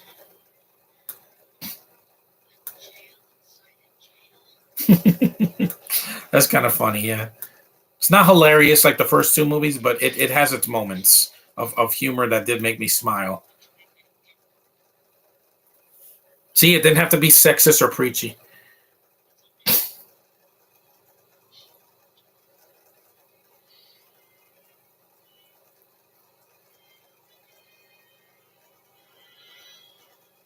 It's like with Jurassic World Dominion. People were like crapping on it because they had to rely on nostalgia and fan service, but the fan service saved that movie from being horrible.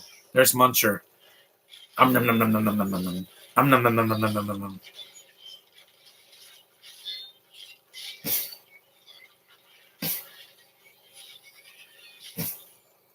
Yeah, Muncher escaped.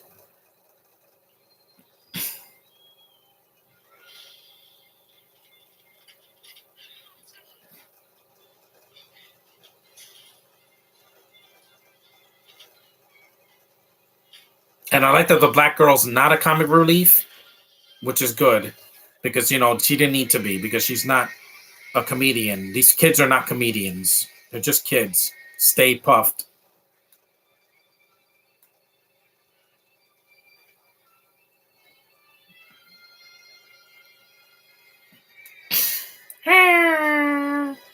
They don't go to the city until the end of the movie, so they're going to set up their new place in 2023. So I'm very happy about because I want it to be completely different. Now, this new one needs to stand on its own. You'd have the nostalgia out of the way in this one. Do your own. Don't reference the first movie at all in the next movie. Do something completely original, or just do a new take.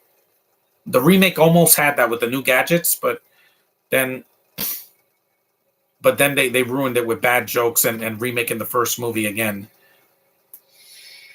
Here it comes. Here comes Gozer. And while this is not as good as the original, it's still better than the remake. Dun, dun, dun.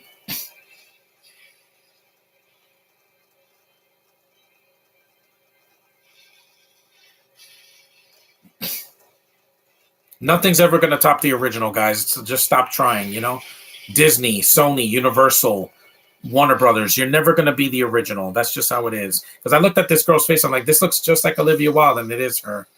Beautiful Olivia Wilde. I met her in 2019, and she's a peach. I didn't see Don't Worry, Darling, not because of her, because of the Bintos in it.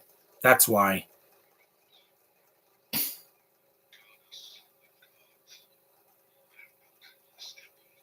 So J.K. Simmons is in the movie. It's a cameo, yeah.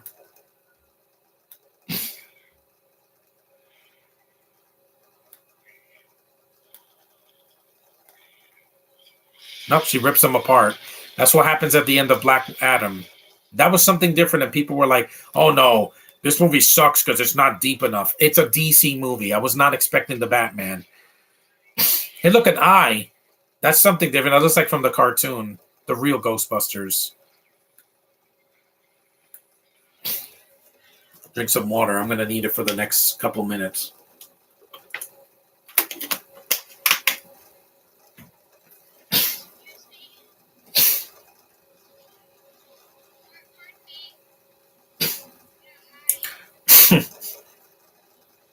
Yeah, this is just a distraction.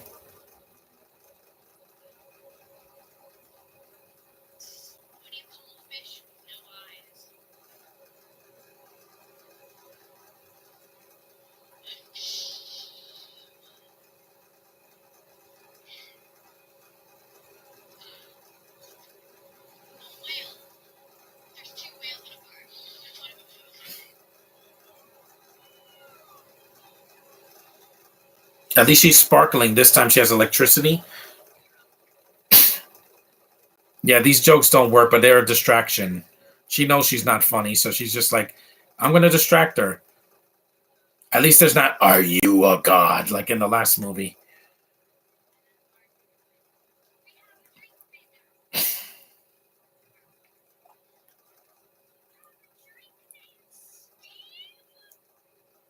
Here it comes. She's like, I'm not a... See, it's different. It's not, are you a god? Because that's, again... I don't think that's Olivia Wilde's voice, though. That was cute. I'm 12. She's not 12. She's playing 12. She was like 15. Yep. There's something different. They didn't use a ghost trap on Gozer in the original. They had to defeat the Stay Puff and shoot to the gate. They got the mom, but they still don't have...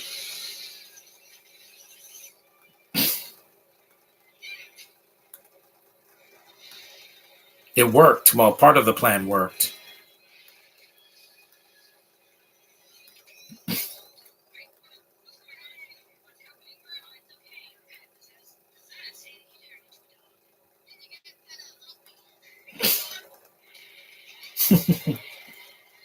The chat, yeah, is completely dead. They didn't see this podcast. Well, because again, people are doing other things.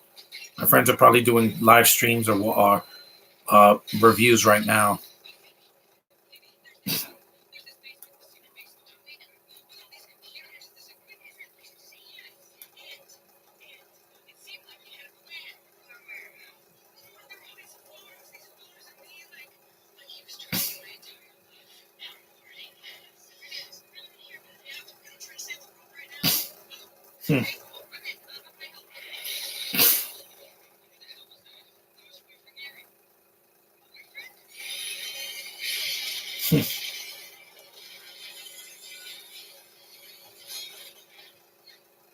I think the nods work here because while it is a lot of references to the first movie, they do reference the second movie. Raise the Cult book was in the second movie, not the first one.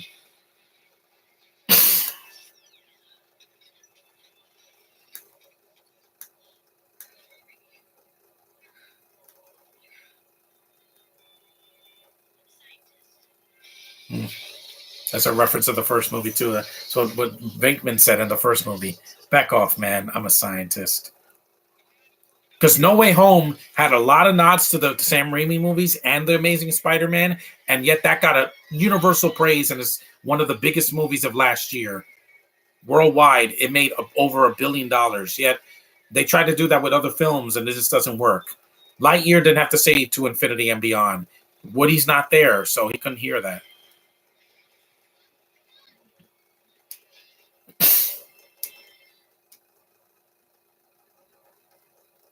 Oh, this part gets me every time. Well, we'll get to that.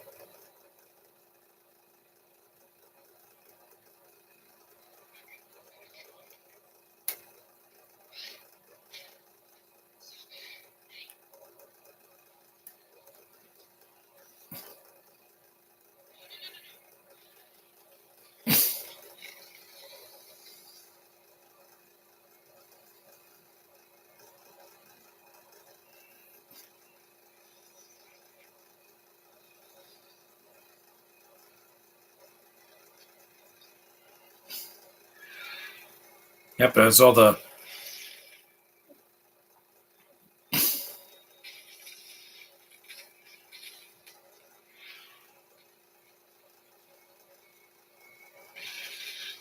Because some people were upset that this was not a comedy, like full comedy. I'm like, it needed to be something different.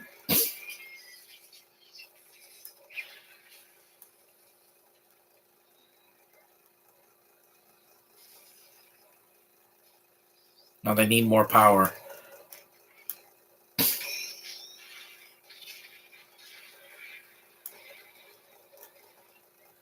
Yes, the kids are active characters. They're not like just there to be there.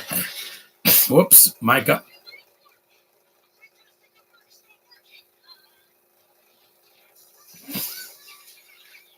Oh, that's why, because of the little Stay Puffs are eating his. That's great. That it was up his arm. It was in his sleeve.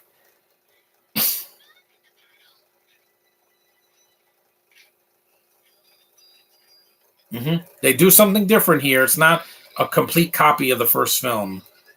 They didn't have this kind of a thing because they don't have to shoot the gate like they did in the original. Like I said, it's not beat for beat the same thing.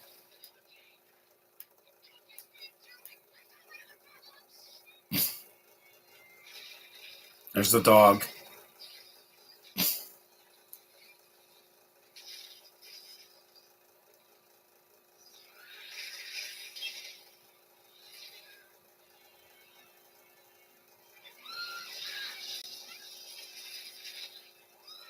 So now she's the dog. It's something different. Yeah, so they transferred the dog from one body to another. That's something different. That's a cool looking effect that you can see right through Olivia Wilde's like skeleton and her ectoplasm. It looks really cool. They turned the black girl into an thing. That's something different. They didn't do that in the original.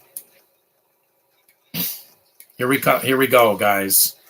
This is the nostalgia boner I got last year when I saw this. Here we go. Woo! Yes! The original cast. Yep. There they are. The original Ghostbusters. Hell yeah.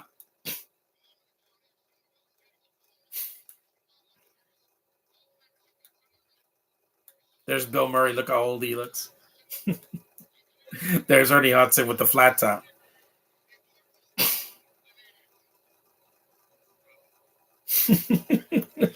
I love seeing these guys back. They actually do something. Well, Olivia Wilde wasn't even born when they say it to him. Yeah.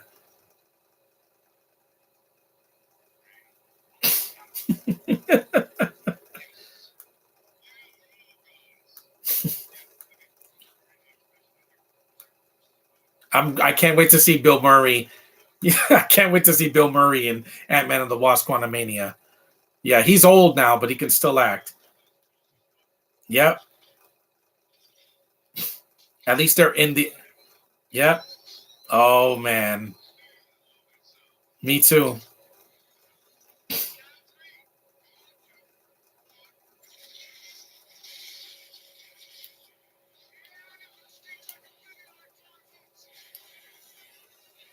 It's good that they got to be in the film. They're not just walk-on cameos like in the 2016 movie. Winston doesn't even show up in that movie till the end, where he's Leslie Jones's uncle. When I heard that voice, hey, flat top, I was like, yeah, I lost it, man. Yeah, it's my inner child coming out, guys. But then I love when Egon shows up as a ghost and then he fights alongside them, man. It's like Harold Ramis never left, man. And they had permission to use his face, but with a beard.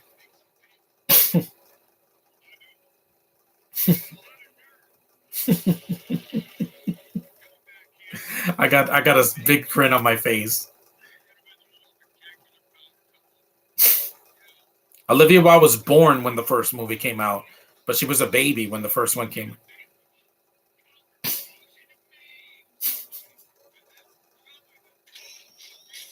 That's why I enjoy this movie way more than The Force Awakens, because they did something with the characters. If they were just standing there staring, that would have been bad. That would have been like, oh great.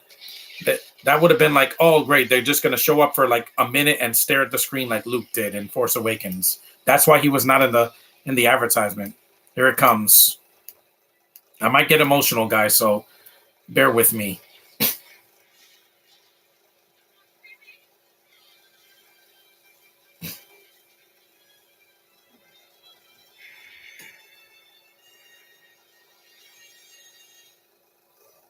There he is.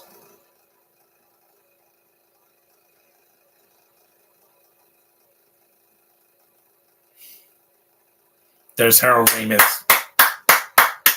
We miss you, Harold. We miss you a lot, man. When I saw that, I couldn't hold it back, man. He's fighting alongside them.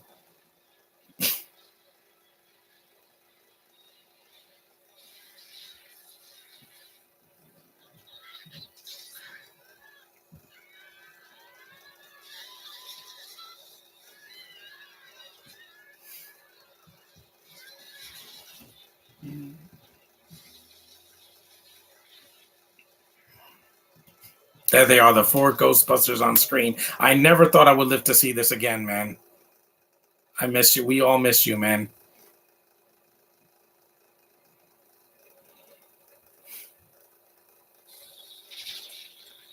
We got to see the four Ghostbusters one more time in a film. Even though Ramis doesn't say anything, you can feel that emotion, man. It's like he's still there.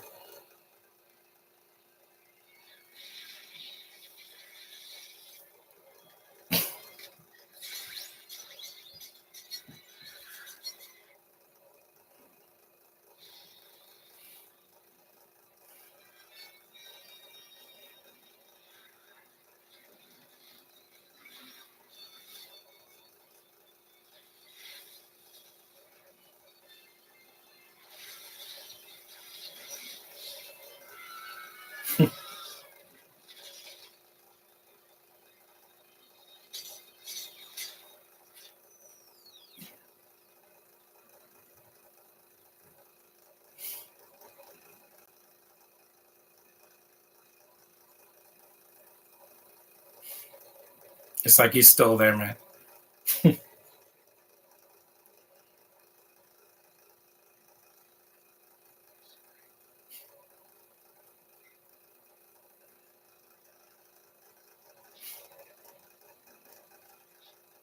Yeah, we all do. We all do, man.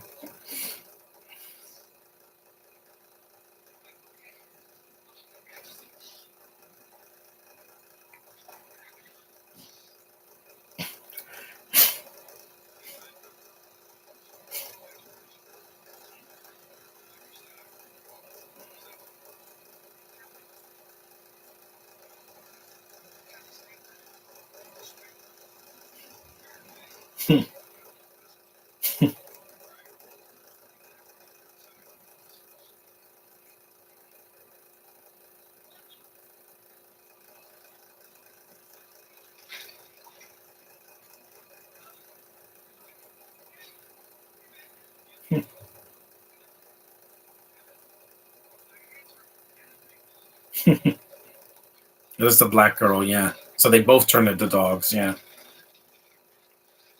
When he said, we miss you," yeah, we do. They meant it with all their heart, man.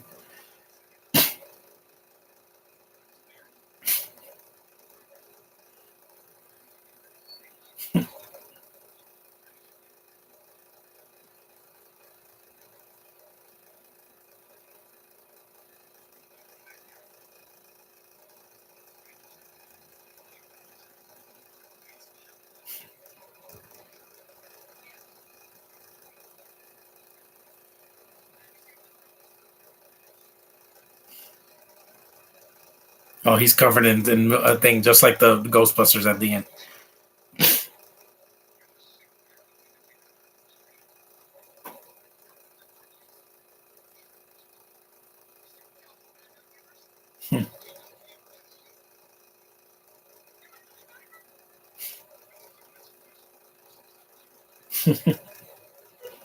It's so emotional, man.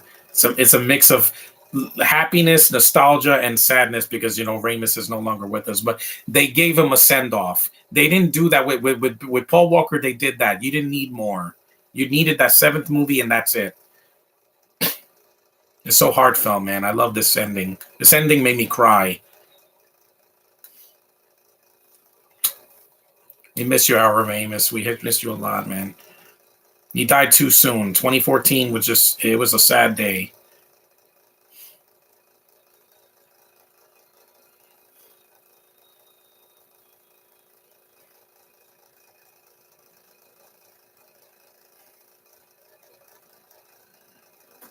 This reconciliation is just fantastic, man. It's the best acting in the movie because it's not fake. It feels real, man.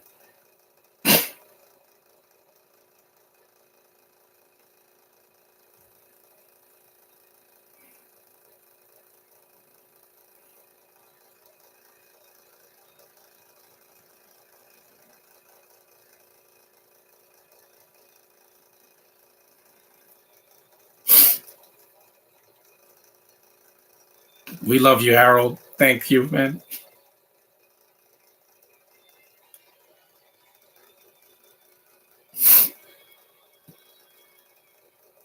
Live long and prosper, man. Man, I love this ending. It's like Luca for me. Thank you, Harold, for everything you did on this earth. We know you're not suffering anymore. It's been a while since I cried in the podcast, and this is the ending, guys. Thank you, Harold Ramis. Thank you, sir. Thank you. Thank you, Ivan Raymond. Rest in peace, too. And also Jason Raymond. Thank you for that tribute. I love you for this, man. Thank you. Thanks. Oh, there's that music. I'm doing fine, guys. Don't worry.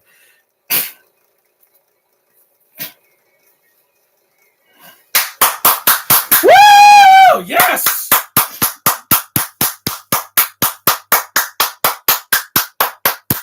Thanks, guys, for this. This was amazing. I'm sorry that nobody was in the chat, but you will see my emotion at the end. Gil Kennan, Jason Raymond, thank you. Thank you. Thank you, Ivan Raymond, for this. Because he passed away, I think, last year or earlier this year. Man, it got me a lot, man. An hour and 53 minutes. Love this movie, man. It gave me exactly what I needed. After 2 years of isolation and waiting for years to see this, I'm so glad we got this. It's not a masterpiece, but I love it, this movie anyway. Yeah, Rob Simonson did the music. It's a love letter to the fans. Ivan Reitman production. Thank you, Ivan Reitman, for this. Thank you for creating your son, for bringing this third movie to fruition. Ben Wolfhard did good. Carrie Coon. McKenna Grace, fantastic. She's going places. Bokeem Woodbine is a cameo. And Paul Rudd. There's 2 post-credit scenes, and then I'll end this. Logan Kim, he did great. Celeste O'Connor, that's the girl that plays the name. Special appearances by, Bill Murray, Dan Aykroyd, and Ernie Hudson. Love this movie so much. I love the ending. Annie Potts as well. No Rick Moranis, but it's okay. And Sigourney Weaver, she comes right now. Here we go. The scene from the first movie. Oh, it's like time never passed. Wavy lines. Wavy lines. There she is. Woo! Yep. Ellen freaking Ripley and Dana Barrett herself. Sigourney Weaver. James Cameron, you wasted her in Avatar. We want to see Sigourney Weaver's face. Man, it's like just like old times. Good to see them back together again. It's like when I saw Alan and Ellie in Jurassic World Dominion. I loved me seeing them again. We love to feel nostalgia for the past, but when it's done emotionally, like this movie did,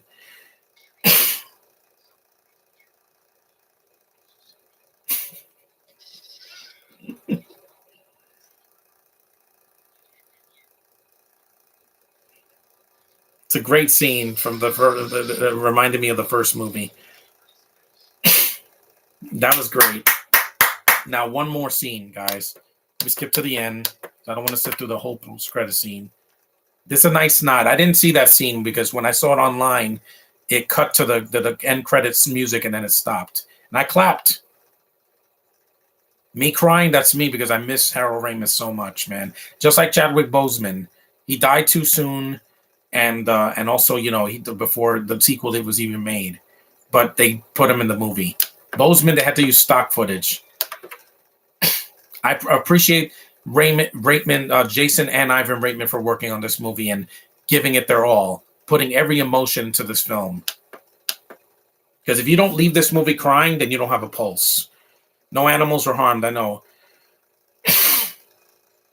Yeah, I love these two post-credit scenes. Sony, you did a good job here. With Venom, you never had a chance because you don't have good writers. This is a scene with Annie Potts. She has her letting her emotions out about what happened to Egon. Here we go. Last scene, setting up the next movie.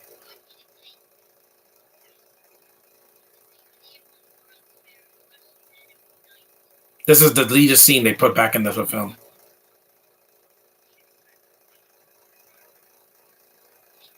I miss you, Harold. Thank you. I'll try to keep my tears down to a minimum. There it is. Yep, she still got the coin from 30 years ago.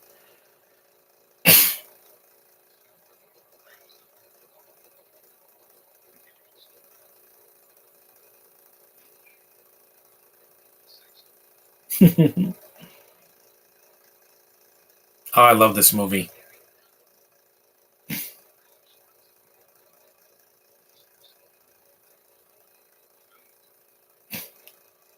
You saw there's the firehouse.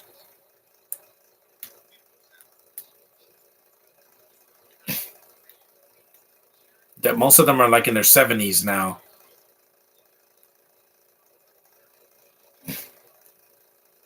Yep. Mm-hmm.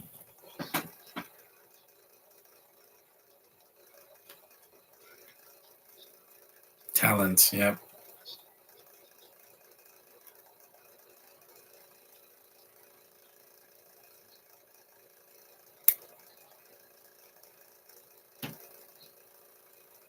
Yes. Love for the fans. That's how you do it, man. So, Paul Feig, next time try take some notes. This is how you do a sequel the right way, a nod to the original without insulting the fans. Thank you. Thank you, Ivan Reitman. Thank you, Jason Reitman, and rest in peace, Harold Ramis. We missed you, man. One day we'll see you up there. And there's the ecto containment field. Yep, it's blinking. That's the movie, guys. Hey, little Stay Puffed. Yeah, I love this movie, man, so much. It meant a lot to me after the hard 2 years that I had, of tears, blood, sweat, and so much isolation. This movie was the right movie to see in November last year. And 1 year later, it still holds up. It's really well done. It's not perfect. Like I said, some of the nods can be for some people, it'll be too much. And it's not as funny as the first two movies, but man, it is a huge improvement over that last remake. That's all it needed to be. And unlike Halloween 2018, it's going to pay off. Thank you, Sony, for this. Thank you, everybody that worked on this movie. You guys are awesome. I can never repay you enough for this. Thank you. And also, even though the chat's dead, leave some comments about this movie. I love this movie. It was in my top 10 last year. It's still one of my favorites of this decade. Thanks for watching. Live long and prosper, guys. Take it easy. Enjoy your weekend. See you later. End.